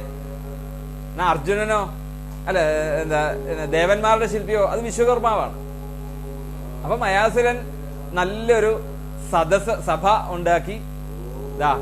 ആ ഏട്ടൻ ഭഗവാൻ തന്നെ പറഞ്ഞു, ഏറ്റവും ഗംഭീരമായിട്ടുള്ളൊരു ദിവ്യ സദസ് എന്നുവെച്ചാൽ അതില് ഈ മയാസുരന് ധാരാളം മായാവിദ്യകള്, മായാപ്രപഞ്ചത്തെ തന്നെ ഉണ്ടാക്കാൻ സാധിക്കും. മായാസഭ എന്ന് തന്നെയാണ് അതിന് പേര് പറയാറുമുണ്ട്. അത്ഭുത ശില്പങ്ങളും അത്ഭുത വിദ്യകളും ഒക്കെ ഉണ്ട്. അവിടെ വെള്ളമുള്ളിടത്ത് വെള്ളം ഇല്ലാന്ന് തോന്നുക, സ്ഥലജല ഭ്രമം ഉണ്ടാകുക. ഈ ദുര്യോധനാദികൾ അവിടെ ചെന്ന് ഈ യുധിഷ്ഠിരനോട് യാത്ര പറയാൻ ചെല്ലുന്ന സമയത്ത് അബദ്ധങ്ങൾ ഉണ്ടാകുന്ന ഒക്കെ ഈ മയൻ ഉണ്ടാക്കിയതായിട്ടുള്ള കൊട്ടാരമാണ്. അപ്പം ഈ മയൻ ആ ഒരു സഭയെ അവിടെ അർജുനന്റെ ആ രക്ഷ കിട്ടിയതിന്റെ പ്രത്യുപകാരമായിട്ട് യുധിഷ്ഠിരനായിട്ട് സമർപ്പിച്ചു. ആ രാജസൂയത്തിന് നടക്കുന്ന സമയത്ത് ഗംഭീരമായിട്ടുള്ള രാജസൂയം, ആ രാജസൂയം നടക്കുന്ന സമയത്ത് ചക്രവർത്തിയായിട്ട് അഭിഷേകം ചെയ്ത ആ എല്ലാ രാജാക്കന്മാരാലും അല്ലെ അംഗീകരിക്കപ്പെട്ട പൂജിക്കപ്പെട്ടതായിട്ടുള്ള ആ യുധിഷ്ഠിരനായിട്ട് ഓരോരുത്തരും ദിവ്യമായിട്ടുള്ള പല വിഭവങ്ങളും കൊടുക്കുന്ന കൂട്ടത്തിൽ ഈ മയാസുരൻ ഈ സഭയായിട്ടുള്ള സദസ് അല്ലെങ്കിൽ ഈ സഭ എന്നാണ് പറയുന്നത്, സഭാമന്ദിരം എന്ന് വേണേൽ പറയാം. ഓരോരുത്തർക്കുണ്ട് സഭാമന്ദിരങ്ങൾ. അതുപോലെയുള്ള ഇപ്പൊ ദേവേന്ദ്രന്റെ സഭാമന്ദിരത്തിന്റെ പേരാണ് സുധർമ്മ. അതാണ് നമ്മൾ ഇന്നലെ പറഞ്ഞത് അല്ലെ, ഭഗവാന് കൊണ്ടു കൊടുത്തത് ദേവേന്ദ്രൻ എന്ന് പറഞ്ഞാല് അഗ്നിക്കും ഓരോരുത്തർക്കും ഉണ്ട്. അങ്ങനെയുള്ളൊരു സഭ മയൻ കൊടുത്തതായിട്ടുള്ള രംഗം. ഇപ്പൊ ആ സമയത്തൊക്കെ ആ ഗാണ്ഡവനത്തിൽ നിന്ന് ഇങ്ങനെയുള്ള ഓരോ കാര്യങ്ങള് ഈ സമയത്ത് തന്നെയാണ് ദേവേന്ദ്രൻ ഇത് മനസ്സിലാക്കിക്കൊണ്ട് അവിടെ മഴ പെയ്യിക്കാൻ തുടങ്ങി. ഈ അഗ്നി ഗാണ്ഡവനം കത്തിച്ച് ചാമ്പലാക്കുന്ന സമയത്ത് ഈ അഗ്നിയുടെ ചൂടിനെ ഇല്ലാണ്ടാക്കുവാൻ വേണ്ടിട്ട് വരുഷപാതം ദേവേന്ദ്രൻ.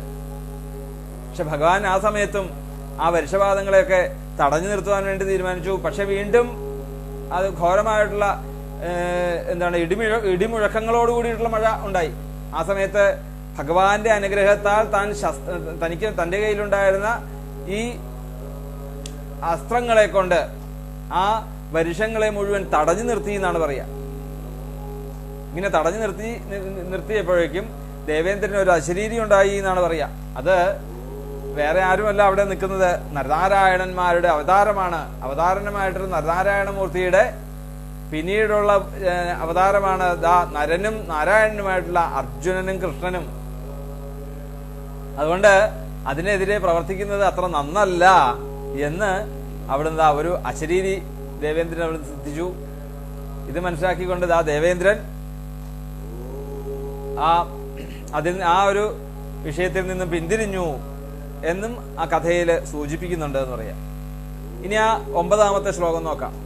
എത്തേജസ നൃപശിരോഘ്രിമഹൻ മഖാർത്ഥേ ആര്യോനുജസ്തവ ഗജായുത സത്വവീര്യ തേനാഹൃത പ്രമഥനാഥമഖായ ഭൂപ യന്മോചിതാസ്തദനയൻ ബലിമധ്വരേതേ. പിന്നീടാണ് മഗധ രാജ്യത്തിലെ ജരാസന്ധനുമായിട്ടുള്ള യുദ്ധത്തെക്കുറിച്ചൊക്കെ പറയുന്നത്. യത്തേജസ നൃപശിരോഘ്രിമഹൻ മഖാർത്ഥേ ആര്യോനുജസ്തവ ഗജായുത സത്വവീര്യ. അതായത് അനേകം രാജാക്കന്മാര് എപ്പോഴും ആദരിക്കപ്പെടുന്നതായിട്ടുള്ള ആ ജരാസന്ധ ചക്രവർത്തി, ഈ ജരാസന്ധൻ മഹാദേവന്റെ ഭക്തനായിട്ടുള്ള ജരാസന്ധൻ അങ്ങനെ വീരഭദ്രയജ്ഞം, മഹാഭൈരവയജ്ഞം, വീരഭദ്ര അല്ല ഭൈരവയജ്ഞം എന്നുള്ളൊരു യാഗം നടത്തി അതിൽ ബലികളെ അർപ്പിക്കുവാൻ വേണ്ടിയിട്ട് ഈ രാജാക്കന്മാരെയൊക്കെ ബലിയാടുകളാക്കുവാൻ വേണ്ടിയിട്ട് തയ്യാറായപ്പോഴേക്കും ഈ രാജാക്കന്മാരെല്ലാവരും കൂടി ആ ഭഗവാന്റെ ദ്വാരകയിൽ വന്ന് സുധർമ്മയിൽ വന്ന് ഉണർത്തിച്ച വിവരം ആര്യോനുജസ്തവ ഗജായുത സത്വവീര്യ. അപ്പൊ ആ ഭൈരവ കാരാഗ്രഹത്തിൽ അടയ്ക്കപ്പെട്ടതായിട്ടുള്ള ഈ രാജാക്കന്മാര് എന്നിട്ടോ തേനാഹൃത പ്രമഥനാഥമഖായ ഭൂപായന്മോചിതാസ്തദനയൻ ബലിമധ്വരേതേ ആര്യോനുജസ്തവ ഗജായുത സത്വവീര്യ. അങ്ങയുടെ 10,000 ആനയുടെ ശക്തിയുള്ള ഭീമസേന, ജ്യേഷ്ഠ അങ്ങയുടെ അനുജനായിട്ടുള്ള 10,000 ആനകളുടെ ബലത്തോടു കൂടിയതായിട്ടുള്ള ഭീമസേനൻ ആ ജരാസന്ധനെ വധിച്ചുകൊണ്ട് ആ മഗധയിലെ രാജാക്കന്മാരെയൊക്കെ ബലിയാടുകളായിട്ട് ജയിലിൽ അടയ്ക്കപ്പെട്ട രാജാക്കന്മാരെയൊക്കെ മോചിപ്പിച്ച സമയത്തും ആ ഭഗവാന്റെ ഒരു അനുഗ്രഹം അതുകൊണ്ട് മാത്രമാണ് അത് സംഭവിച്ചത്. ഇല്ലെങ്കിൽ ജരാസന്ധനെ ഒന്നും ജയിക്കാൻ ഒരിക്കലും സാധ്യമല്ല. ജരാസന്ധന്റെ കഥ എങ്ങനെയാണ് ശരിക്ക്?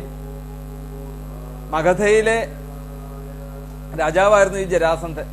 ജരാസന്ധന്റെ അച്ഛന്റെ പേര് ബൃഹദ്രഥൻ. ഈ ബൃഹദ്രഥൻ കാശി രാജാവിന്റെ 2 പുത്രിമാരെ വിവാഹം കഴിച്ചു. ധാരാളം കാലമായിട്ടും അവർക്ക് അനപത്യ ദുഃഖം, അതായത് കുട്ടികളില്ല എന്നുള്ളൊരു ബുദ്ധിമുട്ട് വന്നു. മനസ്സുമടുത്തു ഈ ബൃഹദ്രഥന്റെ. അവിടെ നിന്നും ആ ഭാര്യമാരെയൊക്കെ ഉപേക്ഷിച്ചുകൊണ്ട് രണ്ടുപേരും രാജ്ഞിമാരെ ഉപേക്ഷിച്ചുകൊണ്ട് നേരെ വനത്തിലേക്ക് പോയി. ഇനി വിഷാദമായിട്ടിരിക്കുന്ന സമയത്താണ് അവിടെ വെച്ച് ഒരു മഹർഷീശ്വരനെ കണ്ടു. ചന്ദ്രകൗശികൻ എന്ന് പേരായിട്ടുള്ള മഹർഷിയെ കണ്ട് കാര്യങ്ങളൊക്കെ പറഞ്ഞു.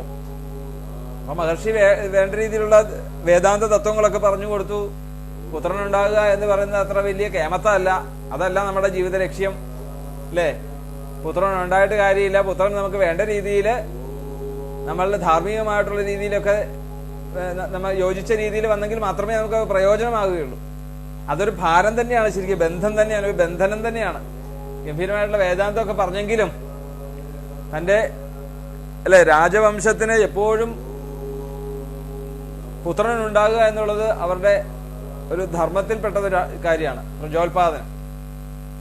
അപ്പൊ അതുകൊണ്ട് അങ്ങ് അതിനെ അനുഗ്രഹിക്കണം എന്ന് പറഞ്ഞ് അപ്പോഴത്തേക്കും തന്നെ ആ കാട്ടിൽ നിന്ന് തന്നെ ഒരു മാമ്പഴം അവിടുന്ന് ജപിച്ച് ഈ ബൃഹദ്രഥന്റെ കയ്യിലേക്ക് കൊടുത്തു. പറഞ്ഞു, ഇത് അങ്ങ് പത്നിക്ക് കൊണ്ട് കൊടുത്തോളൂ പറഞ്ഞു. അപ്പൊ അവിടെ ചെന്ന് കഴിഞ്ഞപ്പോഴത്തേക്ക് 2 പത്നിമാരാണ് അവിടെ. ഈ 2 പത്നിമാർക്കും കൂടി ഈ ഒരു മാമ്പഴം അങ്ങ് കൊടുത്തു. ആ മാമ്പഴം എന്തായി 2 ആയിട്ട് വീതിച്ച് 2 പേരും ഈ രാജ്ഞിമാരും ഇത് ഭക്ഷിച്ചു. ഏകദേശം ഗർഭിണികളായി 2 പേരും ഒരു മാസം പൂർത്തിയായതോടുകൂടി 2 പേരും പ്രസവിച്ചു. പക്ഷെ പ്രസവിച്ചു കഴിഞ്ഞപ്പോഴത്തേക്കാണ് ഒരു പ്രത്യേക രീതിയിലാണ്. കാരണം അർത്ഥഭാഗമായിട്ടാണ് പ്രസവിച്ചത്. 2 പേരും 2 ഭാഗങ്ങളായിട്ട്, ഒരു മനുഷ്യ ശരീരത്തിന്റെ 2 ഭാഗങ്ങളായിട്ടാണ് പ്രസവിച്ചത്. ഇത് കണ്ടു കഴിഞ്ഞപ്പോൾ തന്നെ രാജാവിന് ഒരു ദുർലക്ഷണമായിട്ട് തോന്നി. കാരണം ഈ മഹർഷി പറഞ്ഞതാണ്, വേദാന്ത തത്വങ്ങളൊക്കെ പറഞ്ഞതാണ്, പുത്രനെ കൊണ്ടൊന്നും പ്രത്യേകിച്ച് ഇതിനു വേണ്ടിയിട്ട് അങ്ങ് മെനക്കെടണ്ട, അതൊക്കെ ഈശ്വരേച്ഛ പോലെ നടക്കട്ടെ എന്നൊക്കെ പറഞ്ഞ് വേദാന്തങ്ങളൊക്കെ പറഞ്ഞതാണ്. പക്ഷെ അപ്പോഴൊന്നും സമ്മതിച്ചില്ല. എന്തായാലും ഇങ്ങനെ 2 രീതിയിലുള്ള ഒരു രീതിയിലും നമുക്ക് അതിനെ കൊണ്ടു നടക്കാൻ പറ്റില്ല. അതുകൊണ്ട് ആ 2 ശരീരത്തിന്റെ 2 ഭാഗങ്ങളെയും ആ കാട്ടിൽ തന്നെ ഉപേക്ഷിച്ചിട്ട് അവിടുന്ന് യാത്രയായി.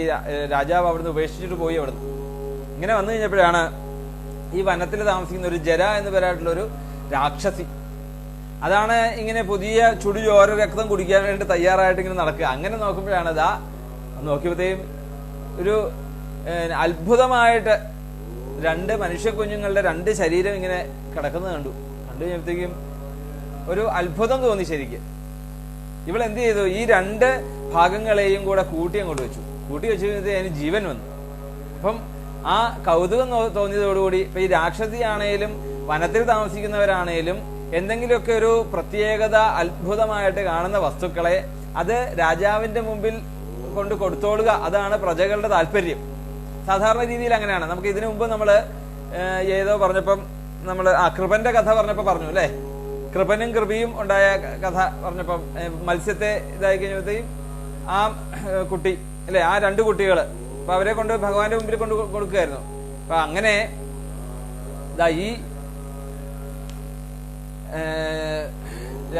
ഈ കുട്ടിയെ നേരെ ആ രാജാവിന്റെ മുമ്പിൽ കൊണ്ട് കൊടുത്തു.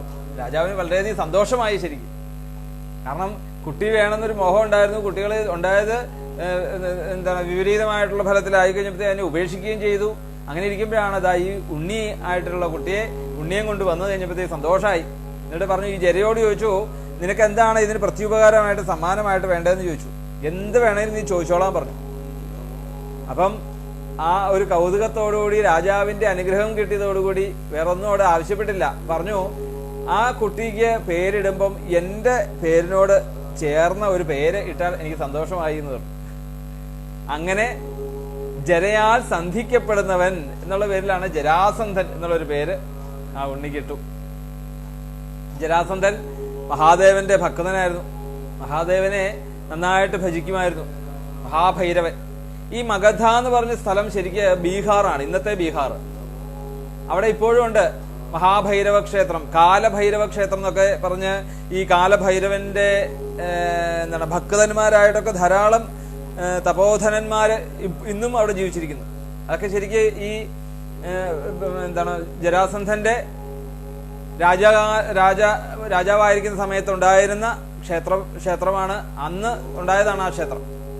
ആ പിൻഗാമികളൊക്കെ തന്നെ ആയിരിക്കാം ഇന്നത്തെ തപോധനന്മാരായിട്ടുള്ള അല്ലെങ്കിൽ ഭക്തന്മാര്, ഈ കാലഭൈരവന്റെ ഭക്തന്മാര്. കാലഭൈരവന്റെ ഒരു അമ്പലം ഉണ്ട് അവിടെ ബീഹാറിൽ. അങ്ങനെ ആ സമയത്ത് അങ്ങയുടെ അനുജനായിട്ടുള്ള 10,000 ആനകളുടെ ബലമുള്ള ഭീമസേനൻ വധിച്ച സമയത്തും ആ ഭഗവാന്റെ സഹായം അവിടെ ഉണ്ടായി. കാരണം ഭഗവാൻ ഈ ഒരു വിവരം അറിയാം. ഗംഭീരമായിട്ടുള്ള ഈ യുദ്ധം നടക്കുന്ന സമയത്ത് അല്ലെ, യുദ്ധത്തിന് വേണ്ടിയിട്ട് എന്തായി, ജരാസന്ധനെ കൊല്ലണം. ഇപ്പം രാജസൂയം എന്നുള്ളൊരു യാഗം നടത്തണമെങ്കിൽ നല്ലൊരു ഭാരിച്ചതായിട്ടുള്ള ചെലവുണ്ട് അല്ലേ. അപ്പം 18 വർഷം നീണ്ടു നിൽക്കുന്നതായിട്ടുള്ള ആ രാജസൂയത്തിന് വേണ്ടതായിട്ടുള്ള ചെലവുകളെ അത് രാജാവ് തന്നെ അതിന് വേണ്ടതായിട്ടുള്ള, ഈ രാജസൂയം നടത്തുന്നത് ശരിക്ക് ചക്രവർത്തി ആയിക്കഴിഞ്ഞാൽ ചെയ്യുന്ന ഒരു യാഗമാണിത്. അത് ലോക നന്മയ്ക്ക് വേണ്ടിയിട്ടാണ്. എങ്കിൽ പോലും അതിനു വേണ്ടതായിട്ടുള്ള ദ്രവ്യങ്ങളെ സ്വീകരിക്കണമെങ്കിൽ രാജാക്കന്മാരെ ജയിച്ച് രാജാക്കന്മാരിൽ നിന്നും കപ്പം നേടണം.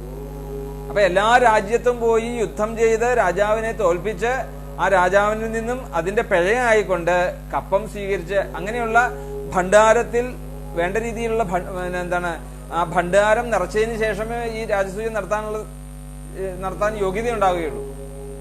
അങ്ങനെ തീരുമാനിച്ചപ്പോഴാണ് ഭഗവാന്റെ അടുത്ത് ഈ രാജസൂയം നടത്തി തരുവാൻ വേണ്ടിയിട്ട് നാരദ മഹർഷി എന്ന് ആവശ്യപ്പെടുന്നു. അതേ സമയത്താണ് ഈ മഗധ രാജ്യത്തിലെ ജയിലിൽ അകപ്പെട്ടതായിട്ടുള്ള രാജാക്കന്മാരുടെ വിലാപവുമായിട്ട് ഭഗവാന്റെ അടുത്തേക്ക് എത്തുന്നത്. ആ സമയത്താണ് തന്റെ ബുദ്ധിസത്തമനായിട്ടുള്ള ഉദ്ധവനോട് ചോദിച്ചു, പ്രധാനമന്ത്രിയായിട്ടുള്ള ഉദ്ധവനോട്, ഉദ്ധവ എന്താണ് ചെയ്യേണ്ടത്?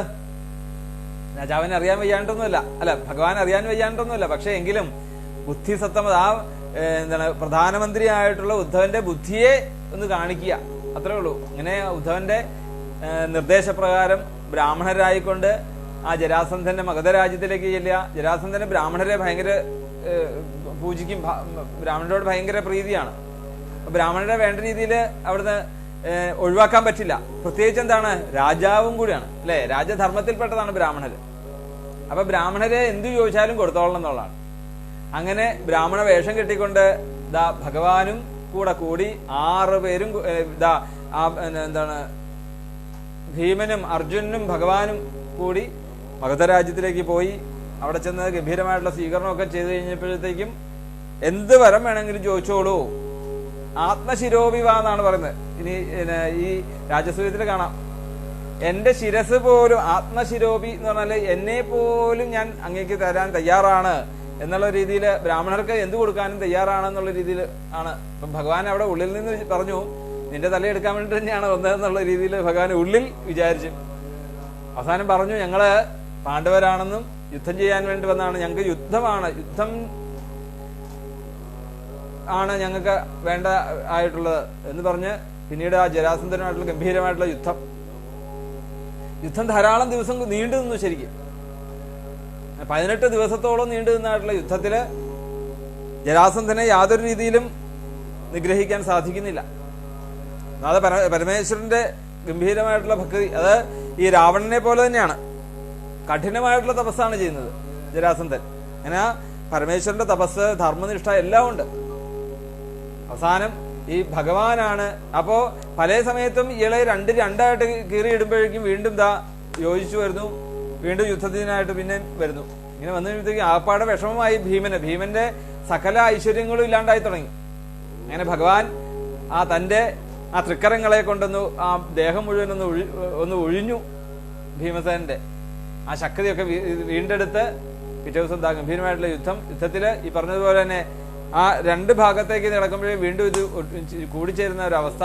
അപ്പം ഇത് ജന്മത്തിൽ തന്നെ ഇത് ഈ ഒരു യോഗ്യത കിട്ടിയ ഒരാളാണ് ജരാസന്ധൻ എന്നുള്ളത് ഭഗവാൻ അറിയാം അല്ലേ. അതുകൊണ്ട് ഭഗവാൻ നേരെ മറിച്ച് കാണിച്ചു കൊടുത്തു അവിടെ നിന്ന്.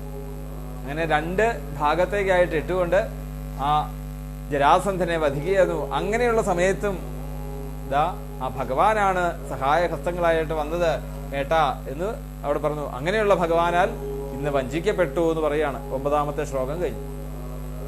ഇനി 10ാമത്തെ ശ്ലോകം നോക്കാം. പത്ന്യാസ്തവാധിമഖക്ലുപ്ത മഹാഭിഷേക ശ്ലാഘിഷ്ഠചാരുകബരം ഗിതവൈ സഭായാം സ്പൃഷ്ടം വികീര്യ പദയോഃ പതിതാശ്രുമുഖ്യായസ്തൽ സ്ത്രിയോ കൃതഹതേശ വിമുക്തകേശാഃ. പിന്നീട് പറയാണ് ഇനി പത്ന്യാസ്തവാധിമഖക്ലുപ്ത മഹാഭിഷേക ശ്ലാഘിഷ്ഠചാരുകബരം ഹിതവൈ സഭായാം. ഗംഭീരമായിട്ടുള്ള രാജസൂയം. ഈ രാജസൂയം നടത്തുമ്പോൾ അത് 18 വർഷം കൊണ്ട് നടത്തുന്നതാണ് ഒന്ന്. അതിലെ ഏറ്റവും പ്രധാനപ്പെട്ട ഒരു ചടങ്ങാണ് മഹാഭിഷേകം എന്ന് പറയും.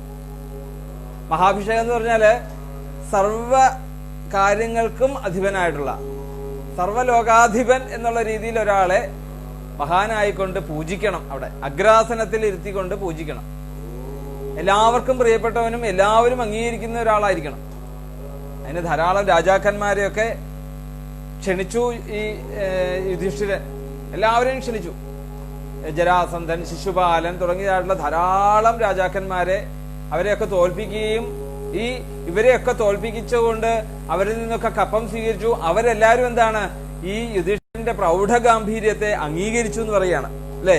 ഈ രാജാക്കന്മാരെല്ലാവരും ഈ യുധിഷ്ഠിരന്റെ വിജയത്തെ, ദിഗ്വിജയത്തെ ഒക്കെ അംഗീകരിച്ചുകൊണ്ട് ധാരാളം സമ്മാനങ്ങളുമായിട്ടാണ്, വിഭവ സമർത്ഥങ്ങളോടുകൂടിയാണ് രാജസൂയത്തിന് അവിടെ എത്തിയത്. അപ്പൊ അവിടെ വരുമ്പോഴത്തേക്കും ഓരോരുത്തർക്കും ഓരോ രീതിയിലുള്ള കേമത്തങ്ങളാണ് ഈ രാജാക്കന്മാർക്കൊക്കെ.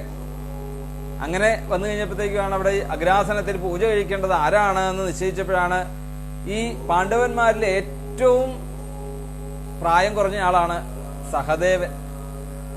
ഈ സഹദേവൻ തീരുമാനിച്ച് പറഞ്ഞു, അത് വേറെ ആരുമല്ല, ആ കൃഷ്ണനെയാണ് പൂജിക്കേണ്ടത് എന്ന് പറഞ്ഞതോടുകൂടി സഹദേവൻ ഒരു സത്സംഗത്തിന്റെ ആളാണ്, സജ്ജനാണ് ശരിക്കും സഹദേവൻ.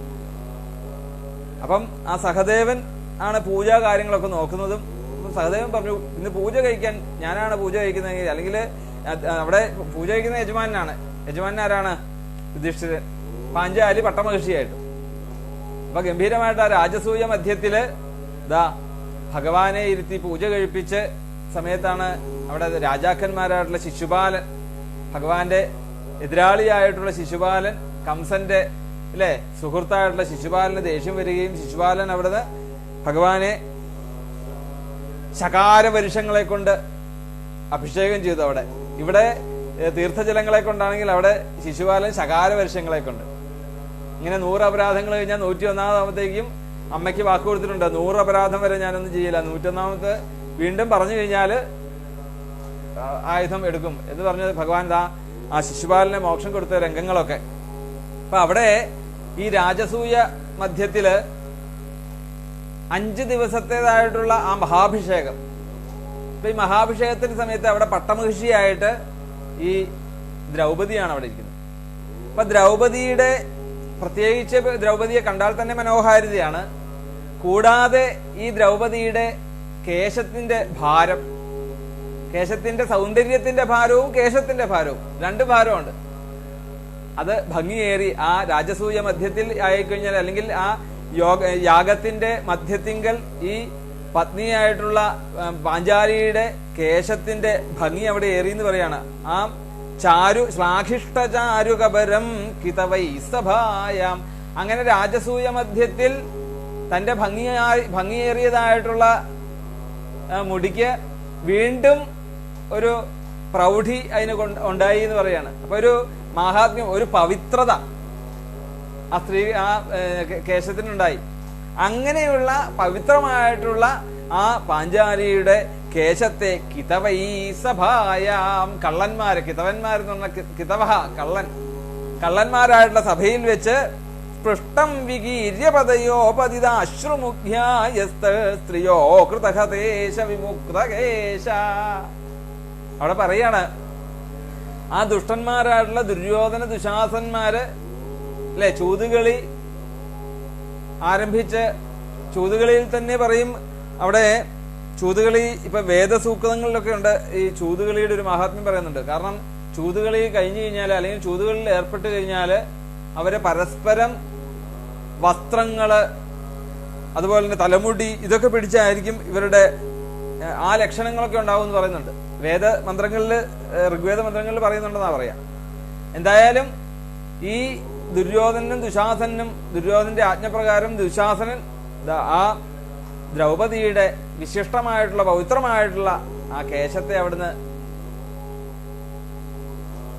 സ്വാഖിഷ്ട ചാരുകപരം ഹിതവൈ സഭായാം ആ മുടി പിടിച്ച് വലിച്ചു ജയിച്ചതായിട്ടുള്ള ദുശാസനൻ ആ സമയത്ത് താൻ ആ ദ്വാരകാവാസിൻ എന്ന് പറഞ്ഞ് വിളിച്ച് ഭഗവാനെ വിളിച്ച് കരഞ്ഞ സമയം തന്റെ ഒന്ന് ഒരു സ്ത്രീക്ക് ഏറ്റവും പ്രധാനപ്പെട്ടതാണ് മുടി, അല്ലേ?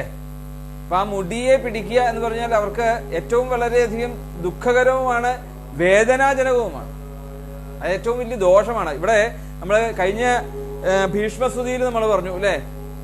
ഈ ദ്രൗപദിയുടെ കജസ്പരിശക്ഷതായുഷ അതായത് ആ ദ്രൗപദിയുടെ കജത്തെ സ്പരിശിച്ചപ്പോൾ തന്നെ അവന്റെ ആയുസ് അന്ന് അവൻ തീരുമാനിച്ചു. അന്ന് തൊട്ട് അവന്റെ ആയുസ് ഇല്ലാണ്ടായതാണ് എന്ന് ഭീഷ്മസ്തുതിയിൽ അവിടെ സൂചിപ്പിക്കുന്നുണ്ട്. എന്ന് പറഞ്ഞാല് സ്ത്രീകളുടെ മുടിയിൽ ഒരിക്കലും പിടിക്കരുത്, അവർക്ക് വേദനിക്കും, അതിൽ നിന്ന് അവർക്ക് രക്ഷപ്പെടാൻ സാധിക്കില്ല, വേദനാജനകമാണ്, സൗന്ദര്യം അവർക്ക് ഏറ്റവും പ്രിയപ്പെട്ടതുമാണ് മുടി.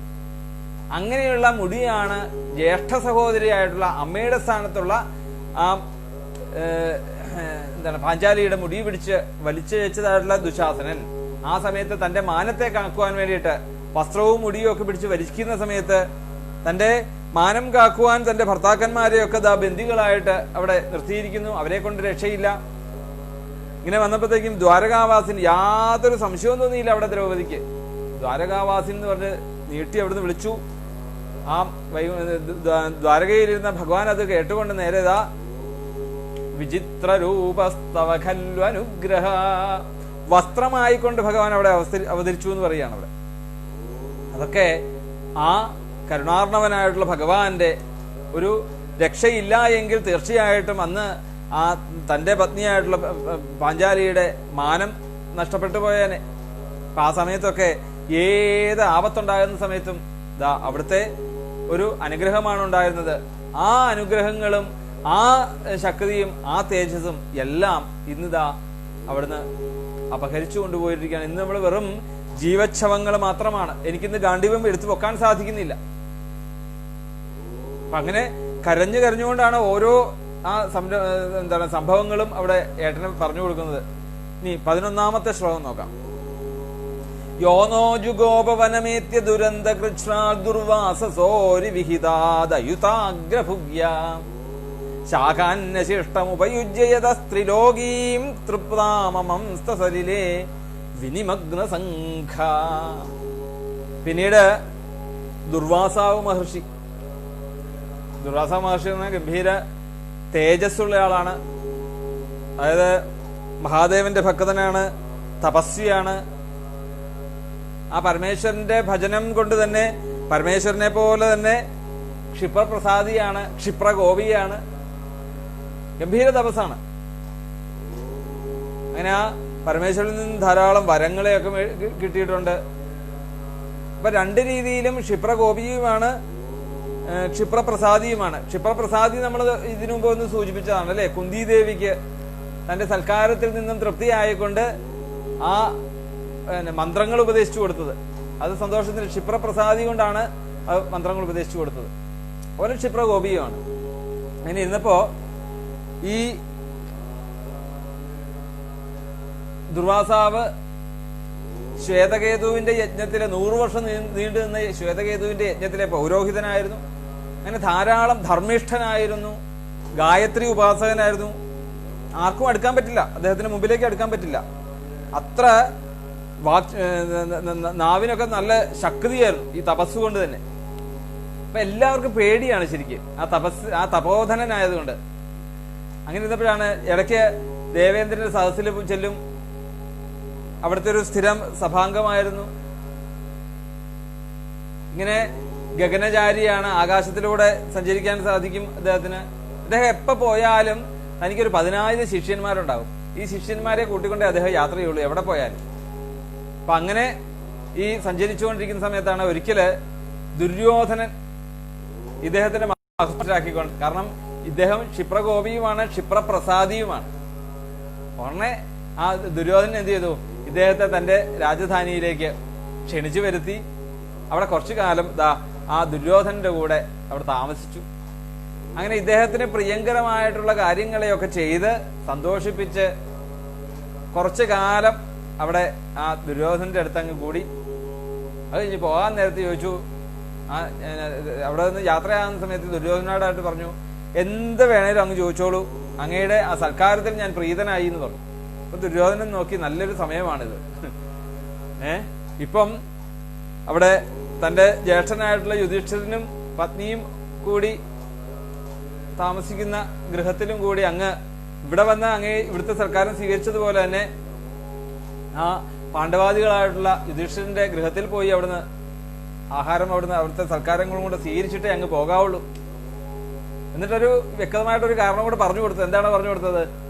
അവിടെ ഈ ദ്രൗപദിക്ക് ദാനം കിട്ടിയ ഒരു പാത്രമുണ്ട്, അക്ഷയപാത്രം. സൂര്യദേവനിൽ നിന്ന് കിട്ടിയ ഒരു പാത്രമാണത്.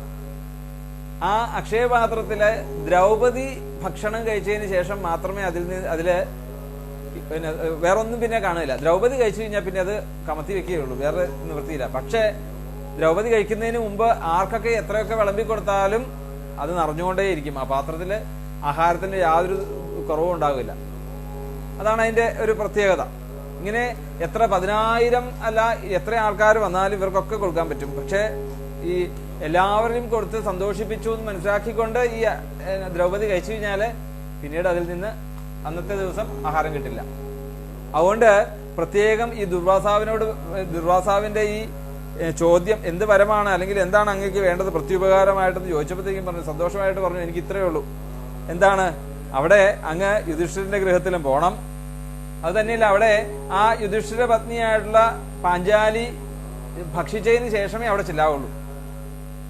അങ്ങനെ അവിടെ ചെല്ലുമ്പോൾ അങ്ങേക്ക് അവിടെ ചെന്ന് കഴിഞ്ഞാൽ ഭക്ഷണം ചോദിക്കുക. ഭക്ഷണം ചോദിക്കുമ്പോഴത്തേക്കും ഭക്ഷണം തരാൻ ഇവിടെ ഇല്ലാണ്ട് വരും. അങ്ങനെ വരുമ്പോൾ അങ്ങേക്ക് ദോഷം വരും. അപ്പൊ ആ സമയത്ത് ദുർവാസാവ് അവിടുന്ന് ശപിക്കുകയും ചെയ്യും. അങ്ങനെ അവരുടെ തേജസ്സൊക്കെ ഇല്ലാണ്ടാകും എന്നുള്ളൊരു ദുരുദ്ദേശത്തോടു കൂടിയാണ് ഈ ദുർവാസാവിനെ നേരെ ഈ ഇവരുടെ അടുത്തേക്ക് പറഞ്ഞു വിടുന്നത്, ഈ യുധിഷ്ഠിരന്റെ ഗൃഹത്തിലേക്ക് പറഞ്ഞു വിടുന്നത്. എന്തായാലും അവിടെ ആ യുധിഷ്ഠിരന്റെ അടുത്തേക്ക് അവിടെ ചെന്നു. എന്താണ്, ധാരാളം 10,000 ശിഷ്യന്മാരോടുകൂടിയാണ് അവിടെ ചെല്ലുന്നത് ദുർവാസാവ്. സന്തോഷമായിട്ട് യുധിഷ്ഠിരൻ ആ സ്വീകരിച്ചിരുത്തി സന്തോഷത്തോടുകൂടി. അത് വനത്തിലാണ്, അപ്പം വനത്തിലാണ് താമസിച്ചുകൊണ്ടിരിക്കുന്നത്. അങ്ങനെ ആ വനത്തിൽ താമസിച്ചുകൊണ്ടിരിക്കുന്ന സമയത്ത് വേണ്ട രീതിയിലൊക്കെ അവിടുന്ന് സൽക്കരിച്ചു. ഇങ്ങനെ ഇരുന്നപ്പോഴാണ് തനിക്ക് പോയി സ്നാനം ചെയ്തിട്ട് വരാമെന്ന് പറഞ്ഞുകൊണ്ട് ദുർവാസാവ് മഹർഷി സ്നാനത്തിനായിട്ട് പോയി ഈ ശിഷ്യന്മാരോടൊപ്പം. അപ്പൊ സ്നാനത്തിന് വേണ്ടി ആ കാളന്തി ചെന്നപ്പോഴാണ് നല്ല ഗംഭീരമായിട്ടുള്ള കാളന്തി തെളിഞ്ഞ് ഒഴുകിക്കൊണ്ടിരിക്കുന്നു. അവിടെ നിന്ന് ബൃഹദ്ധ്യാനം ചെയ്തു എന്നാണ് പറയുന്നത്. നമുക്ക് കാണാൻ സാധിക്കും. ഇനി അവിടെ ആ ബൃഹദ്ധ്യാനം ചെയ്യുവാൻ വേണ്ടി എല്ലാവരും കൂടെ കുളിക്കുന്ന സമയത്താണ് ദ്രൗപദി.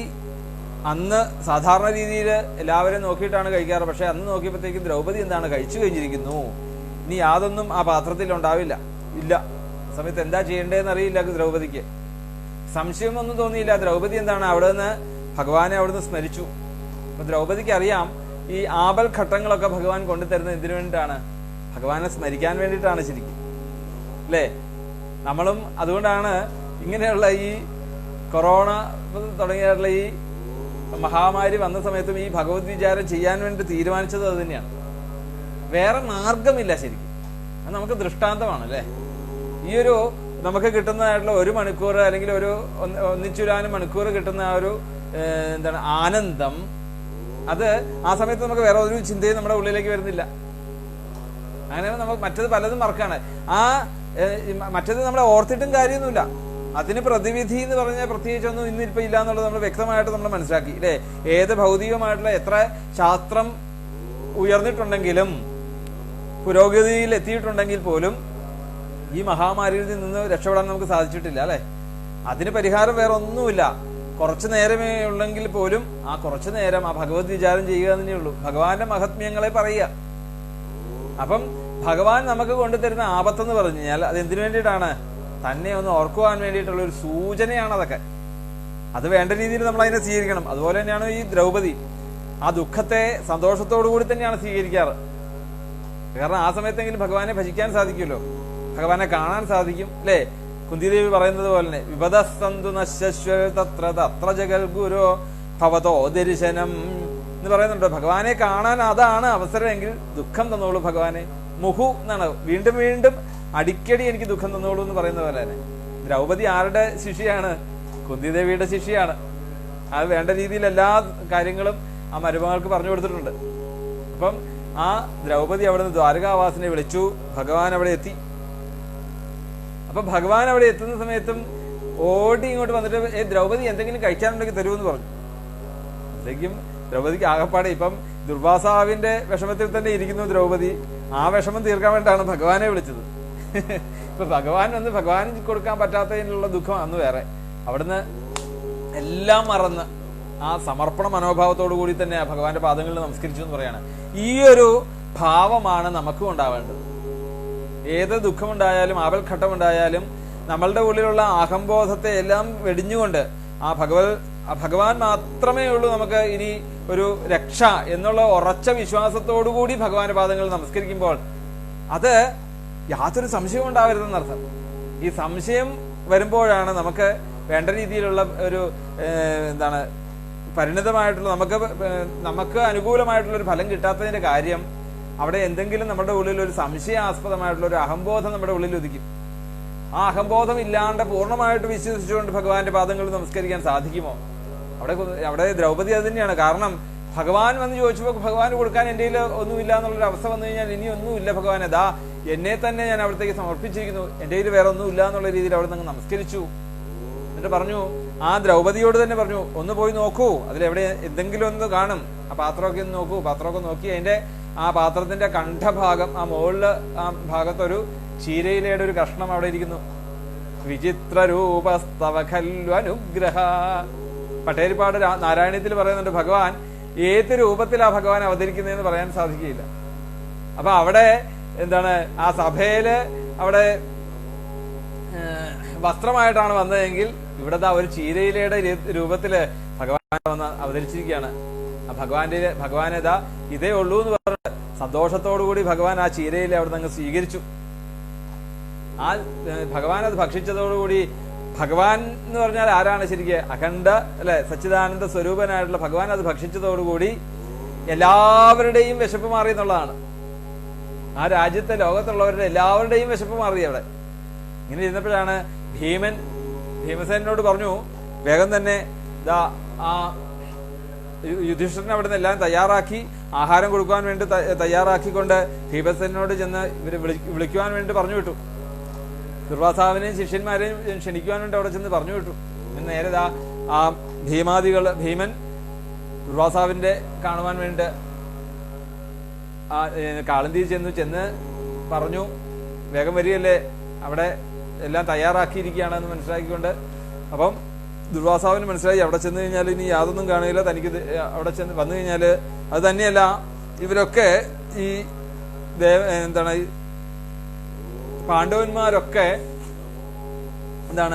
ഈ ദേവന്മാരുടെ അംശമാണ്, ഇന്ദ്രാംശമാണ് ഈ പാണ്ഡവന്മാരൊക്കെ ശരിക്കും. അതിനുള്ളൊരു കഥയൊക്കെ മാർക്കണ്ഡേയ പുരാണത്തിൽ പറയുന്നുണ്ട്. ശരിക്കും പണ്ട് ഈ ഇന്ദ്രൻ വിശ്വരൂപനെ വധിക്കുന്ന സമയത്ത് വധിച്ചുകൊണ്ട് ആ ഇന്ദ്രന്റെ തേജസ് മുഴുവൻ ആ യമധർമ്മരാജാവ് സ്വീകരിച്ചു എന്നാണ് പറയാ. അല്ലെ, ഗുരുനാഥനായിട്ടുള്ള വിശ്വരൂപൻ. ഇവരെ ഇടയ്ക്ക് ഗുരുനാഥൻ ഇല്ലാതെ വന്ന സമയത്ത് വിശ്വരൂപൻ നാരായണ കവചം അല്ലെ സിദ്ധി വരുത്തിയതായിട്ടുള്ള വിശ്വരൂപനെ ഗുരുനാഥനായിട്ട് വധിച്ചു എന്നും ആ വിശ്വരൂപനെ കൊന്നതിന്റെ ശേഷം ആ ഇന്ദ്രന്റെ തേജസ് മുഴുവൻ യമധർമ്മ രാജാവിനിലേക്ക് ലയിച്ചു എന്ന് പറയും. അങ്ങനെയാണ് ഈ യമധർമ്മനിൽ നിന്നുണ്ടായ ആളാണ് ധർമ്മപുത്രർ. അപ്പം ആ ദേവേന്ദ്രന്റെ അംശം തന്നെയാണ് എന്ന് പറയുകയാണ്. പിന്നീട് ഈ ഇന്ദ്രന്റെ ബലം, ഇന്ദ്രന്റെ ശക്തി മുഴുവൻ അത് വായുവിലേക്ക് ലയിച്ചു. അങ്ങനെയാണ് വായുവിൽ നിന്ന് ഭീമൻ ഉണ്ടായത്. അപ്പോഴും ആ ഭീമൻ ഇന്ദ്രന്റെ അംശമായി എന്ന് പറയാണ്. പിന്നീട് ഇന്ദ്രൻ ആ അഹല്യയെ ജാരരൂപേണ പ്രാപിക്കാൻ വേണ്ടി അഹല്യയുടെ അടുത്ത് ചെന്ന സമയത്ത് തന്റെ സൗന്ദര്യം, ആ രൂപലാവണ്യം, ഇതെല്ലാം അശ്വനീ അവരിൽ ലയിപ്പിച്ചു. അങ്ങനെ അശ്വനീ ദേവന്മാരിൽ നിന്നുണ്ടായവരാണ് നകുല സഹദേവന്മാര്. അപ്പം ശരിക്കും നോക്കിക്കഴിഞ്ഞാൽ ഈ പാണ്ഡവന്മാര് എല്ലാവരും എന്താണ്, ഈ ദേവേന്ദ്രന്റെ അംശങ്ങൾ തന്നെയാണ്. ആ ദേവഗണത്തിൽപ്പെട്ടവർ തന്നെയാണ്, ശരിക്കും ദേവന്മാര് തന്നെയാണ്. ഇതെല്ലാം മനസ്സിലാക്കിയായിട്ടുള്ള ദുർവാസാവ് ഇനി അവിടെ ചെന്നാൽ അപകടമാണെന്നറിയാം. കാരണം എന്താണ്, ദേവന്മാരുടെ അംശമാണെന്നും ഭഗവാൻ അവിടെ സന്നിഹിതനായിട്ടുണ്ടെന്നുള്ളതും തന്റെ ജ്ഞാനദൃഷ്ടികളെ കൊണ്ട് മനസ്സിലായിട്ടുണ്ട് ദുർവാസാവ്, അല്ലെ? ഇതിനു മുമ്പ് ഒരു അനുഭവം ഉണ്ടായിട്ടുള്ളതാണ്. ആ വൈകുണ്ഠത്തിലുള്ള ഒരു ഭക്തൻ ആരാണ്? അംബരീഷൻ, അല്ലെ? അംബരീഷന്റെ അടുത്ത് പോയപ്പോഴും ആ ഭഗവാന്റെ മഹത്വത്തെ കുറിച്ച് മനസ്സിലായിട്ടുള്ള. അതുകൊണ്ട് ഇനി അത് തന്നെയല്ല, ഇപ്പം ഈ ഭഗവാൻ കഴിച്ചതോടുകൂടി സ്നാനം ചെയ്ത സമയത്ത് ഈ ശിഷ്യന്മാരായിക്കോട്ടെ അതുപോലെ തന്നെ ദുർവാസാവായിക്കോട്ടെ ഇനി ഒരു ലെവലേശം കഴിക്കാൻ അവിടുന്ന് പറ്റില്ല. അതുപോലെ വിശപ്പ് മാറി ഇനി ഒന്നും കഴിക്കാൻ വയ്യാത്ത ഒരു അവസ്ഥയിലേക്കാണ്. ഇപ്പൊ വയറ് നിറഞ്ഞിരിക്കുന്ന ഒരു അവസ്ഥയാണ്. അപ്പൊ ഇപ്പൊ ചെന്ന് കഴിഞ്ഞാല് അവിടുന്ന് വിഭവസമൃദ്ധമായിട്ടുള്ള ആഹാരം തരുന്നത് ഒരു ലെവലേശം പോലും തനിക്ക് ഭക്ഷിക്കാൻ പറ്റുന്നില്ല എന്ന് വന്നു കഴിഞ്ഞാൽ അത് ഭഗവാന്റെ കോപം ഉണ്ടാവും. അത് തന്നെയല്ല, ഇവര് ദേവാംശന്മാരാണെന്ന് പറഞ്ഞു, അല്ലെ? ഇന്ദ്രാംശന്മാരാണെന്ന് പറഞ്ഞു. അതുകൊണ്ട് ഈ ദേവന്മാരായിട്ടുള്ള ഇവര് തന്നെ ഇനി ശപിക്കുകയൊക്കെ ചെയ്യും തീർച്ചയായിട്ടും. അതുകൊണ്ട് അത് ഉചിതമല്ല എന്ന് മനസ്സിലാക്കിക്കൊണ്ട് അവിടെ നിന്നും അവര് ആ ഗൃഹത്തിലേക്ക് പോകാതെ അവിടെ നിന്ന് സ്ഥലം വിടുകയാണ് ഉണ്ടായത്. അപ്പൊ ആ സമയത്തും ആ ചീരയിലെ ആയിക്കൊണ്ട് ഭഗവാന്റെ അവതാരമാണ് തനിക്ക് അല്ലെങ്കിൽ തന്റെ പത്നിയായിട്ടുള്ള ദ്രൗപദി അവിടെ രക്ഷിച്ചതും. ആ ഭഗവാൻ ഇന്ന് ആ ഭഗവാനാൽ നമ്മൾ ഇന്ന് വഞ്ചിക്കപ്പെട്ടിരിക്കുന്നു എന്ന് പറഞ്ഞു. ഇനി 12ാമത്തെ ശ്ലോകം നോക്കാം. എത്തേജസാധ ഭഗവാൻ യുധി ശൂലപാണി വിസ്മാപിതസ്സഗിരിജോസ്ത്രമദാന്നിജം മേ അന്യേപി ജാഹമമുനൈവ കലേവരേണ പ്രാപ്തോ മഹേന്ദ്രഭവനേ മഹദാസനാർത്ഥം. ഓരോ ശ്ലോകവും അതിന്റെ ചുരുക്കം പറഞ്ഞു പോയാൽ മതി. എങ്കിലും അതിന്റെ ആ ഉപകഥകളും കൂടെ പറയുമ്പോഴാണ് അതിൻ്റെതായിട്ടുള്ള ഒരു ഭംഗി, അല്ലെ? അതുകൊണ്ടാണ് അത് പറഞ്ഞു പോകുന്നതെന്ന് അർത്ഥം. അപ്പൊ ആ കഥകളും കൂടെ നമുക്ക് മനസ്സിലാക്കാൻ സാധിക്കും. ഓരോരുത്തർ ആരാണെന്നുള്ളതും അല്ലെങ്കിൽ ആ കഥ എന്താണെന്നുള്ളതും കൂടി ഒന്ന് നമ്മുടെ മനസ്സിലേക്ക് വന്നു കഴിഞ്ഞാല്, അല്ലെ? ഇപ്പം നമുക്ക് സംശയം തോന്നാം. ഇനിയിപ്പം ദശമസ്കന്ധത്തിലേക്ക് ചെല്ലുമ്പോഴേക്കും 75ാമത്തെ അധ്യായത്തിലാണ് ഈ രാജസൂയമെല്ലാം കഴിഞ്ഞ് ദുര്യോധനാദികള് യുധിഷ്ഠിരന്റെ ആ ഗൃഹത്തിൽ ചെന്ന് യാത്ര പറയാൻ പോകുന്ന സമയത്ത് സ്ഥലജലഭ്രമം ഉണ്ടാകുന്നു. സ്ഥലജലഭ്രമം എന്ന് പറഞ്ഞാൽ എന്താണ്?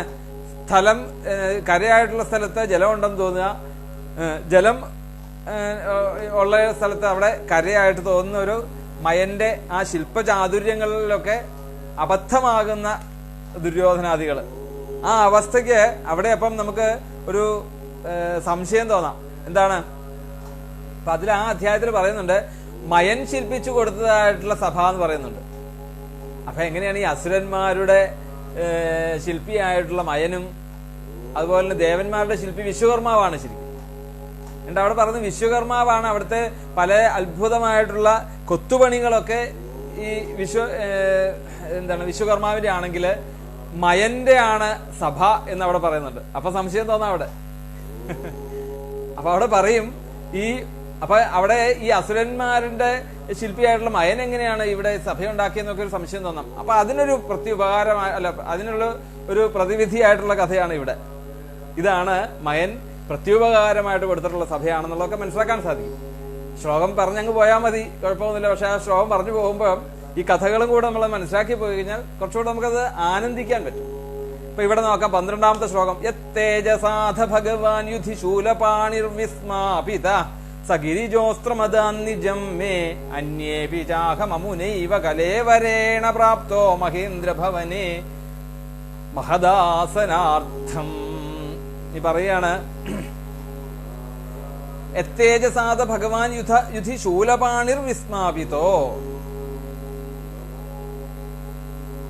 അവിടെ പാർവതീ സമേതനായിട്ടുള്ള മഹാദേവനിൽ നിന്ന് ദാ ആ സഗിരിജോസ്ത്രമതാൻ നിജമേ, പാശുപതാസ്ത്രം കിട്ടിയ സമയം, കിട്ടിയ അവസ്ഥയെക്കുറിച്ചൊക്കെ പറയുന്നു. ഇവര് വനവാസത്തിൽ താമസിക്കുന്ന സമയം, അന്ന് ദ്വൈതവനത്തിലാണ് താമസിക്കുന്നത് ഈ പാണ്ഡവന്മാര്. അങ്ങനെ ഇരുന്നപ്പോഴാണ് ഒരു ദിവസം വ്യാസഭഗവാൻ ദാ അവരുടെ മുമ്പിൽ വന്ന് പ്രത്യക്ഷപ്പെട്ടു. പറഞ്ഞു, ഈ നരനാരായണന്മാരായിട്ടുള്ളവരാണ് അങ്ങ്, അർജുനനും കൃഷ്ണനും നരനാരായണന്മാരുടെ അവതാരം ആണെന്നും, അതുകൊണ്ട് തീർച്ചയായിട്ടും മഹാദേവനെ തപസ് ചെയ്യണം. ആ മഹാദേവനെ തപസ് ചെയ്ത് വേണ്ടതായിട്ടുള്ള അസ്ത്രങ്ങളെ അവിടുന്ന് സ്വരൂപിക്കണം. അതുപോലെ തന്നെ ദേവേന്ദ്രനെയും തപസ് ചെയ്യുക. ഇത് രണ്ടും അങ്ങ് ചെയ്യണം എന്നുള്ള ഒരു രീതിയിൽ ഉപാസിക്കണം എന്ന് പറഞ്ഞു കൊടുത്ത് വേദവ്യാസ മഹർഷി അവിടുന്ന് പറഞ്ഞു. എന്നിട്ട് യുധിഷ്ഠിരനോടായിട്ട് പറഞ്ഞു, അതിന് വേണ്ടതായിട്ടുള്ള ഉപാസന മന്ത്രങ്ങളെ ഞാൻ അങ്ങേക്ക് ഉപദേശിച്ചു തരാമെന്ന് പറഞ്ഞു. അങ്ങനെ യുധിഷ്ഠിരന് ആ തപസ് അനുഷ്ഠിക്കാൻ വേണ്ടതായിട്ടുള്ള ഉപദേശ മന്ത്രങ്ങളെയൊക്കെ പറഞ്ഞു കൊടുക്കുന്നു. അങ്ങനെ യുധിഷ്ഠിരന്റെ ആജ്ഞയില്, അല്ലെങ്കിൽ യുധിഷ്ഠിരനാൽ അർജുനനോട് രഹസ്യമായിട്ട് വിളിച്ചുകൊണ്ട് തനിക്ക് കിട്ടിയതായിട്ടുള്ള മന്ത്രോപദേശത്തെയൊക്കെ ഗൂഢമായിട്ട് ഉപദേശിച്ചിട്ട് പറഞ്ഞു, മഹാദേവനെ പോയി തപസ് ചെയ്യണം, ആ മഹാദേവനിൽ നിന്നും അസ്ത്രങ്ങളെ സ്വരൂപിക്കുക, അതുപോലെ തന്നെ ദേവേന്ദ്രനിൽ നിന്നൊക്കെ അസ്ത്രങ്ങളെയും വേണ്ടതായിട്ടുള്ള സന്നദ്ധമായിട്ടുള്ള എല്ലാ സഹായങ്ങളും നമുക്കുണ്ടാവണം, അതിനുവേണ്ടി പോയി തപസ് ചെയ്യണമെന്ന് പറഞ്ഞു. അങ്ങനെ നേരെ അവര് പിന്നീട് കാമ്യക വനത്തിലേക്ക് താമസം മാറ്റുകയും അവിടെ നിന്ന് നേരെ ഒരു ദിവസം അർജുനൻ ആ വടക്കൻ ദിക്ക് നോക്കിക്കൊണ്ട് യാത്രയായി. അല്ലെ, വടക്കൻ ദിക്ക് നോക്കി യാത്രയാകാന്ന് പറഞ്ഞാൽ ഹിമാലയത്തിലേക്കുള്ള യാത്ര. അങ്ങനെ ഹിമാലയത്തിൽ ചെന്നു. ഹിമാലയത്തിന്റെയും അപ്പുറമുള്ള ഗന്ധമാദന പർവ്വതം, ആ പർവ്വതവും കഴിഞ്ഞ് ഇന്ദ്രകീലകം എന്ന് പേരായിട്ടുള്ളൊരു ഇന്ദ്രകീലം എന്ന് പേരായിട്ടുള്ള പർവ്വത നിരകളിൽ ചെന്നു. അവിടെ ചെന്ന് കഴിഞ്ഞപ്പോഴത്തേക്ക് അവിടെ ഗംഭീരമായിട്ടുള്ള തപോവനമാണ്. അവിടെ തപസ്സാണ് അവിടുത്തെ പ്രധാനം. അവിടെ ആയുധധാരികളൊക്കൊന്നും അവിടെ പ്രവേശനമില്ല ശരിക്കും. അവിടെ ചെന്നപ്പോഴത്തേക്കും ആ ഇന്ദ്രകീലം എന്ന് പറഞ്ഞ സ്ഥലത്തേക്ക് എത്തി കഴിഞ്ഞിട്ട് തിഷ്ഠ എന്നുള്ളൊരു അശരീരി കേട്ടു എന്നാണ് പറയുക അർജുനൻ. അവിടെ നിൽക്കൂ എന്നുള്ളത് തന്നെ തീരുമാനിച്ചു. ഇനി ഇവിടെ ഇരുന്നുകൊണ്ട് തപസ് ചെയ്യാം എന്ന് വിചാരിച്ചുകൊണ്ട് അവിടെ തപസ് ചെയ്യാൻ വേണ്ടിയിരുന്നപ്പോഴാണ് അവിടെ ഒരു താപസൻ അവിടെ ഇരിക്കുന്നതുണ്ട്. ഗംഭീരമായിട്ടുള്ളൊരു തപസ്സിലിരിക്കുന്ന ഒരു യോഗി ശ്രേഷ്ഠൻ, തപോശ്രേഷ്ഠൻ കണ്ടു കഴിഞ്ഞപ്പോഴത്തേക്കും പറഞ്ഞു, അർജുനനോട് പറഞ്ഞു, ആ ആയുധങ്ങളെയൊക്കെ അങ്ങ് ഒഴിവാക്കണം. ഇവിടെ യുദ്ധത്തിനുള്ള സ്ഥലമല്ല ഇവിടെ, അല്ലെങ്കിൽ ഇവിടെ നായാട്ടിനുള്ള സ്ഥലമല്ല, ഇത് തപോവനമാണ്, തപസ് ചെയ്യുന്ന വനമാണ്. ഇവിടെ ആയുധങ്ങൾ പാടില്ല എന്നൊക്കെ പറഞ്ഞു.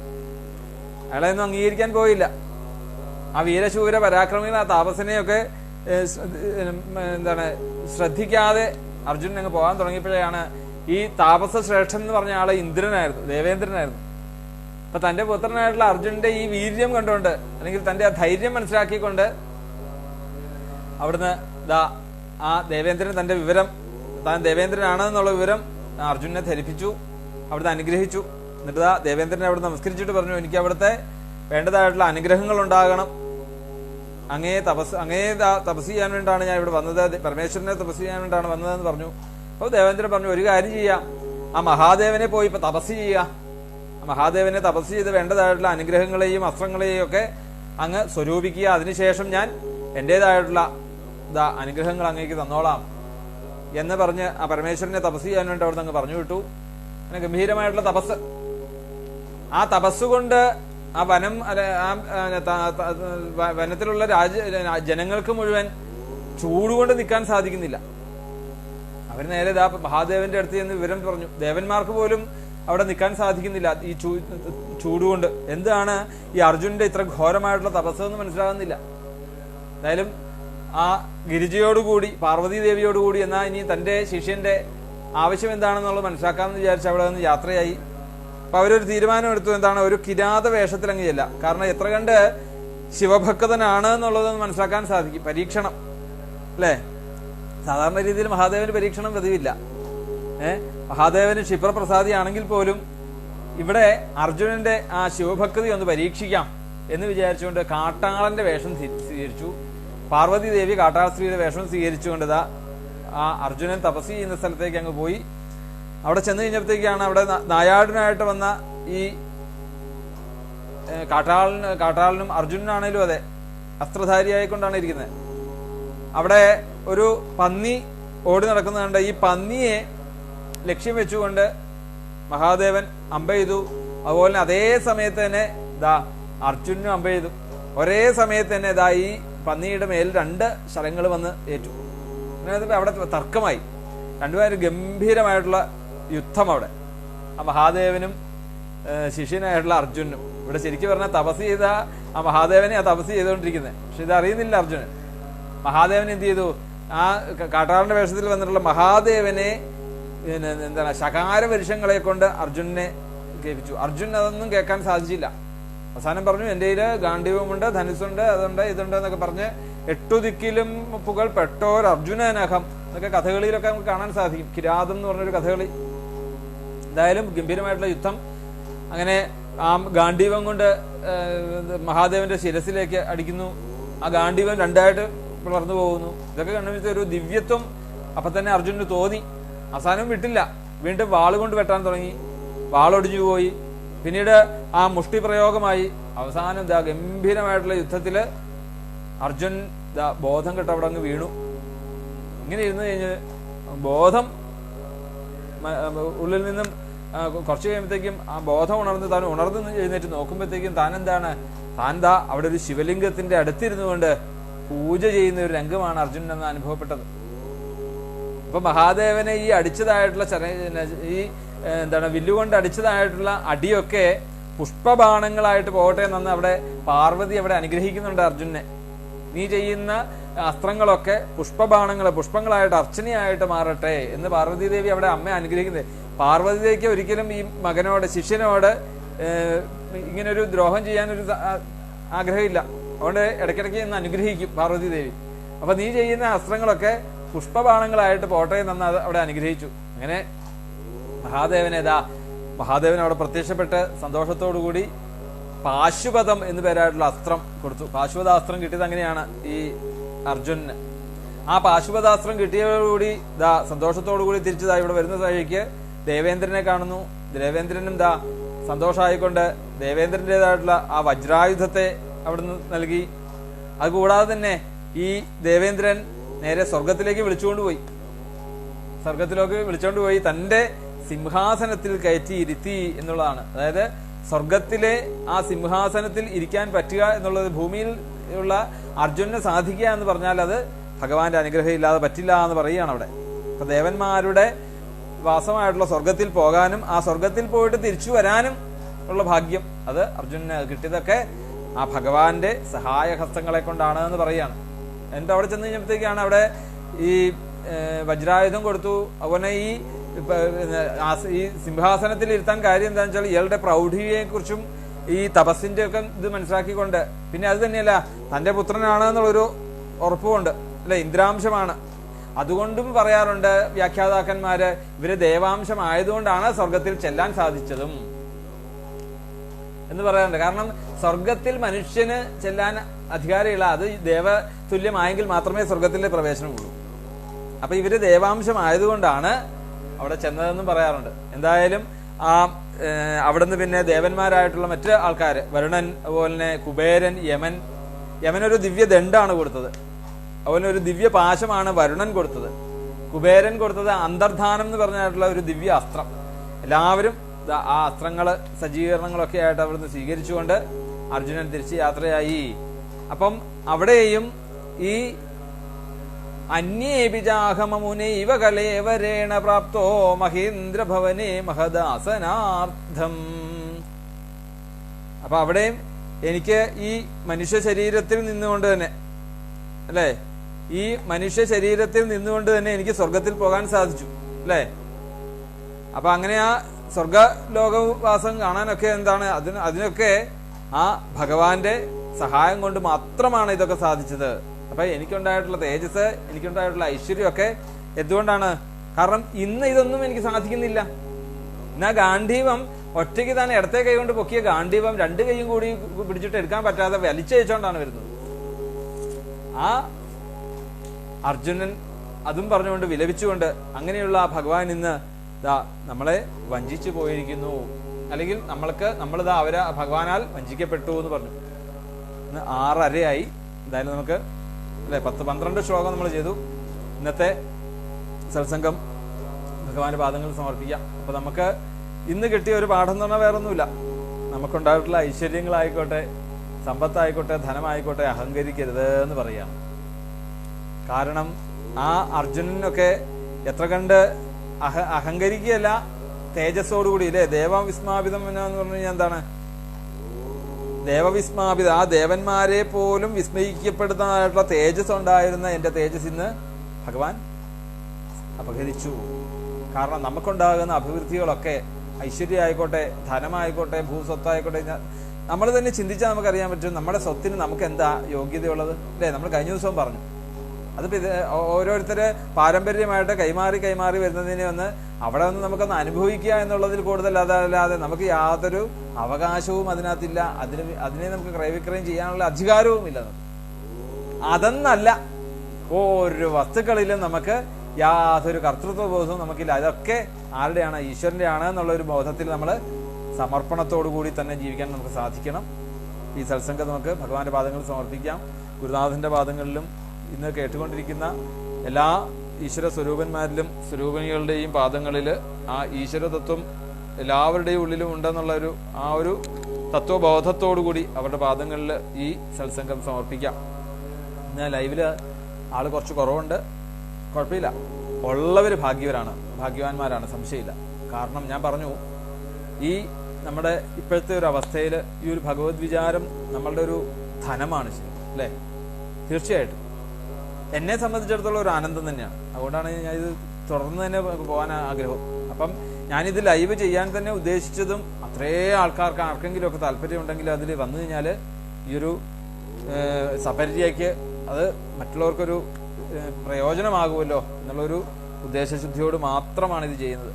അപ്പം പരമാവധി പിന്നീട് കേൾക്കുന്നുണ്ടായിരിക്കും, ഇല്ലെന്ന് പറയുന്നില്ല, എങ്കിലും ആ ലൈവിൽ കേൾക്കുമ്പോൾ ഉണ്ടാകുന്ന ഒരു ഭഗവത് വിചാരം അതിൻ്റെ ഒരു പ്രത്യേക ഒരു സുഖം തന്നെയാണ്.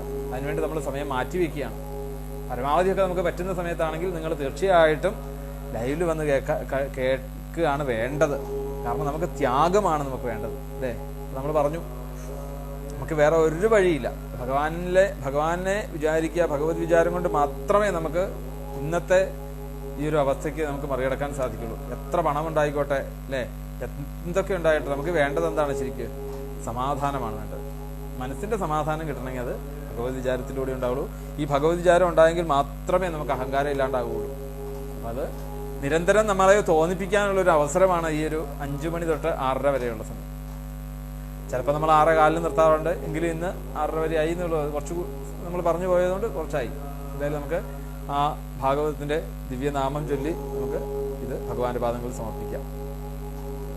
സത്യം പരം ധീമഹി, സത്യം പരം ധീമഹി, സത്യം പരം ധീമഹി. പൂർണ്ണമതഃ പൂർണ്ണമിദം പൂർണ്ണാത് പൂർണ്ണമുദച്യത്തെ പൂർണ്ണസ്യ പൂർണ്ണമാദായ പൂർണ്ണമേവാവശിഷ്യത്തെ. സ്വസ്തി പ്രജാഭ്യഃ പരിപാലയന്താം ന്യായേന മാർഗേണ മഹിം മഹീശാഃ. ഗോബ്രാഹ്മണേഭ്യഃ ശുഭമസ്തു നിത്യം. ലോകാഃ സമസ്താഃ സുഖിനോ ഭവന്തു. ലോകാഃ സമസ്താഃ സുഖിനോ ഭവന്തു. ലോകാഃ സമസ്താഃ സുഖിനോ ഭവന്തു. സർവേ ഭവന്തു സുഖിനഃ, സർവേ സന്തു നിരാമയാഃ, സർവേ ഭദ്രാണി പശ്യന്തു, മാ കശ്ചിൽ ദുഃഖഭാഗ് ഭവേത്. ഗോവിന്ദ കായേന വാചാ മനസേന്ദ്രിയൈർവാ ബുദ്ധ്യാത്മനാ വാ പ്രകൃതേ സ്വഭാവാൽ കരോമി യദ്യൽ സകലം പരസ്മൈ നാരായണായേതി സമർപ്പയാമി. ഗോവിന്ദ നാമ സങ്കീർത്തനം. ഗോവിന്ദ ഗോവിന്ദ.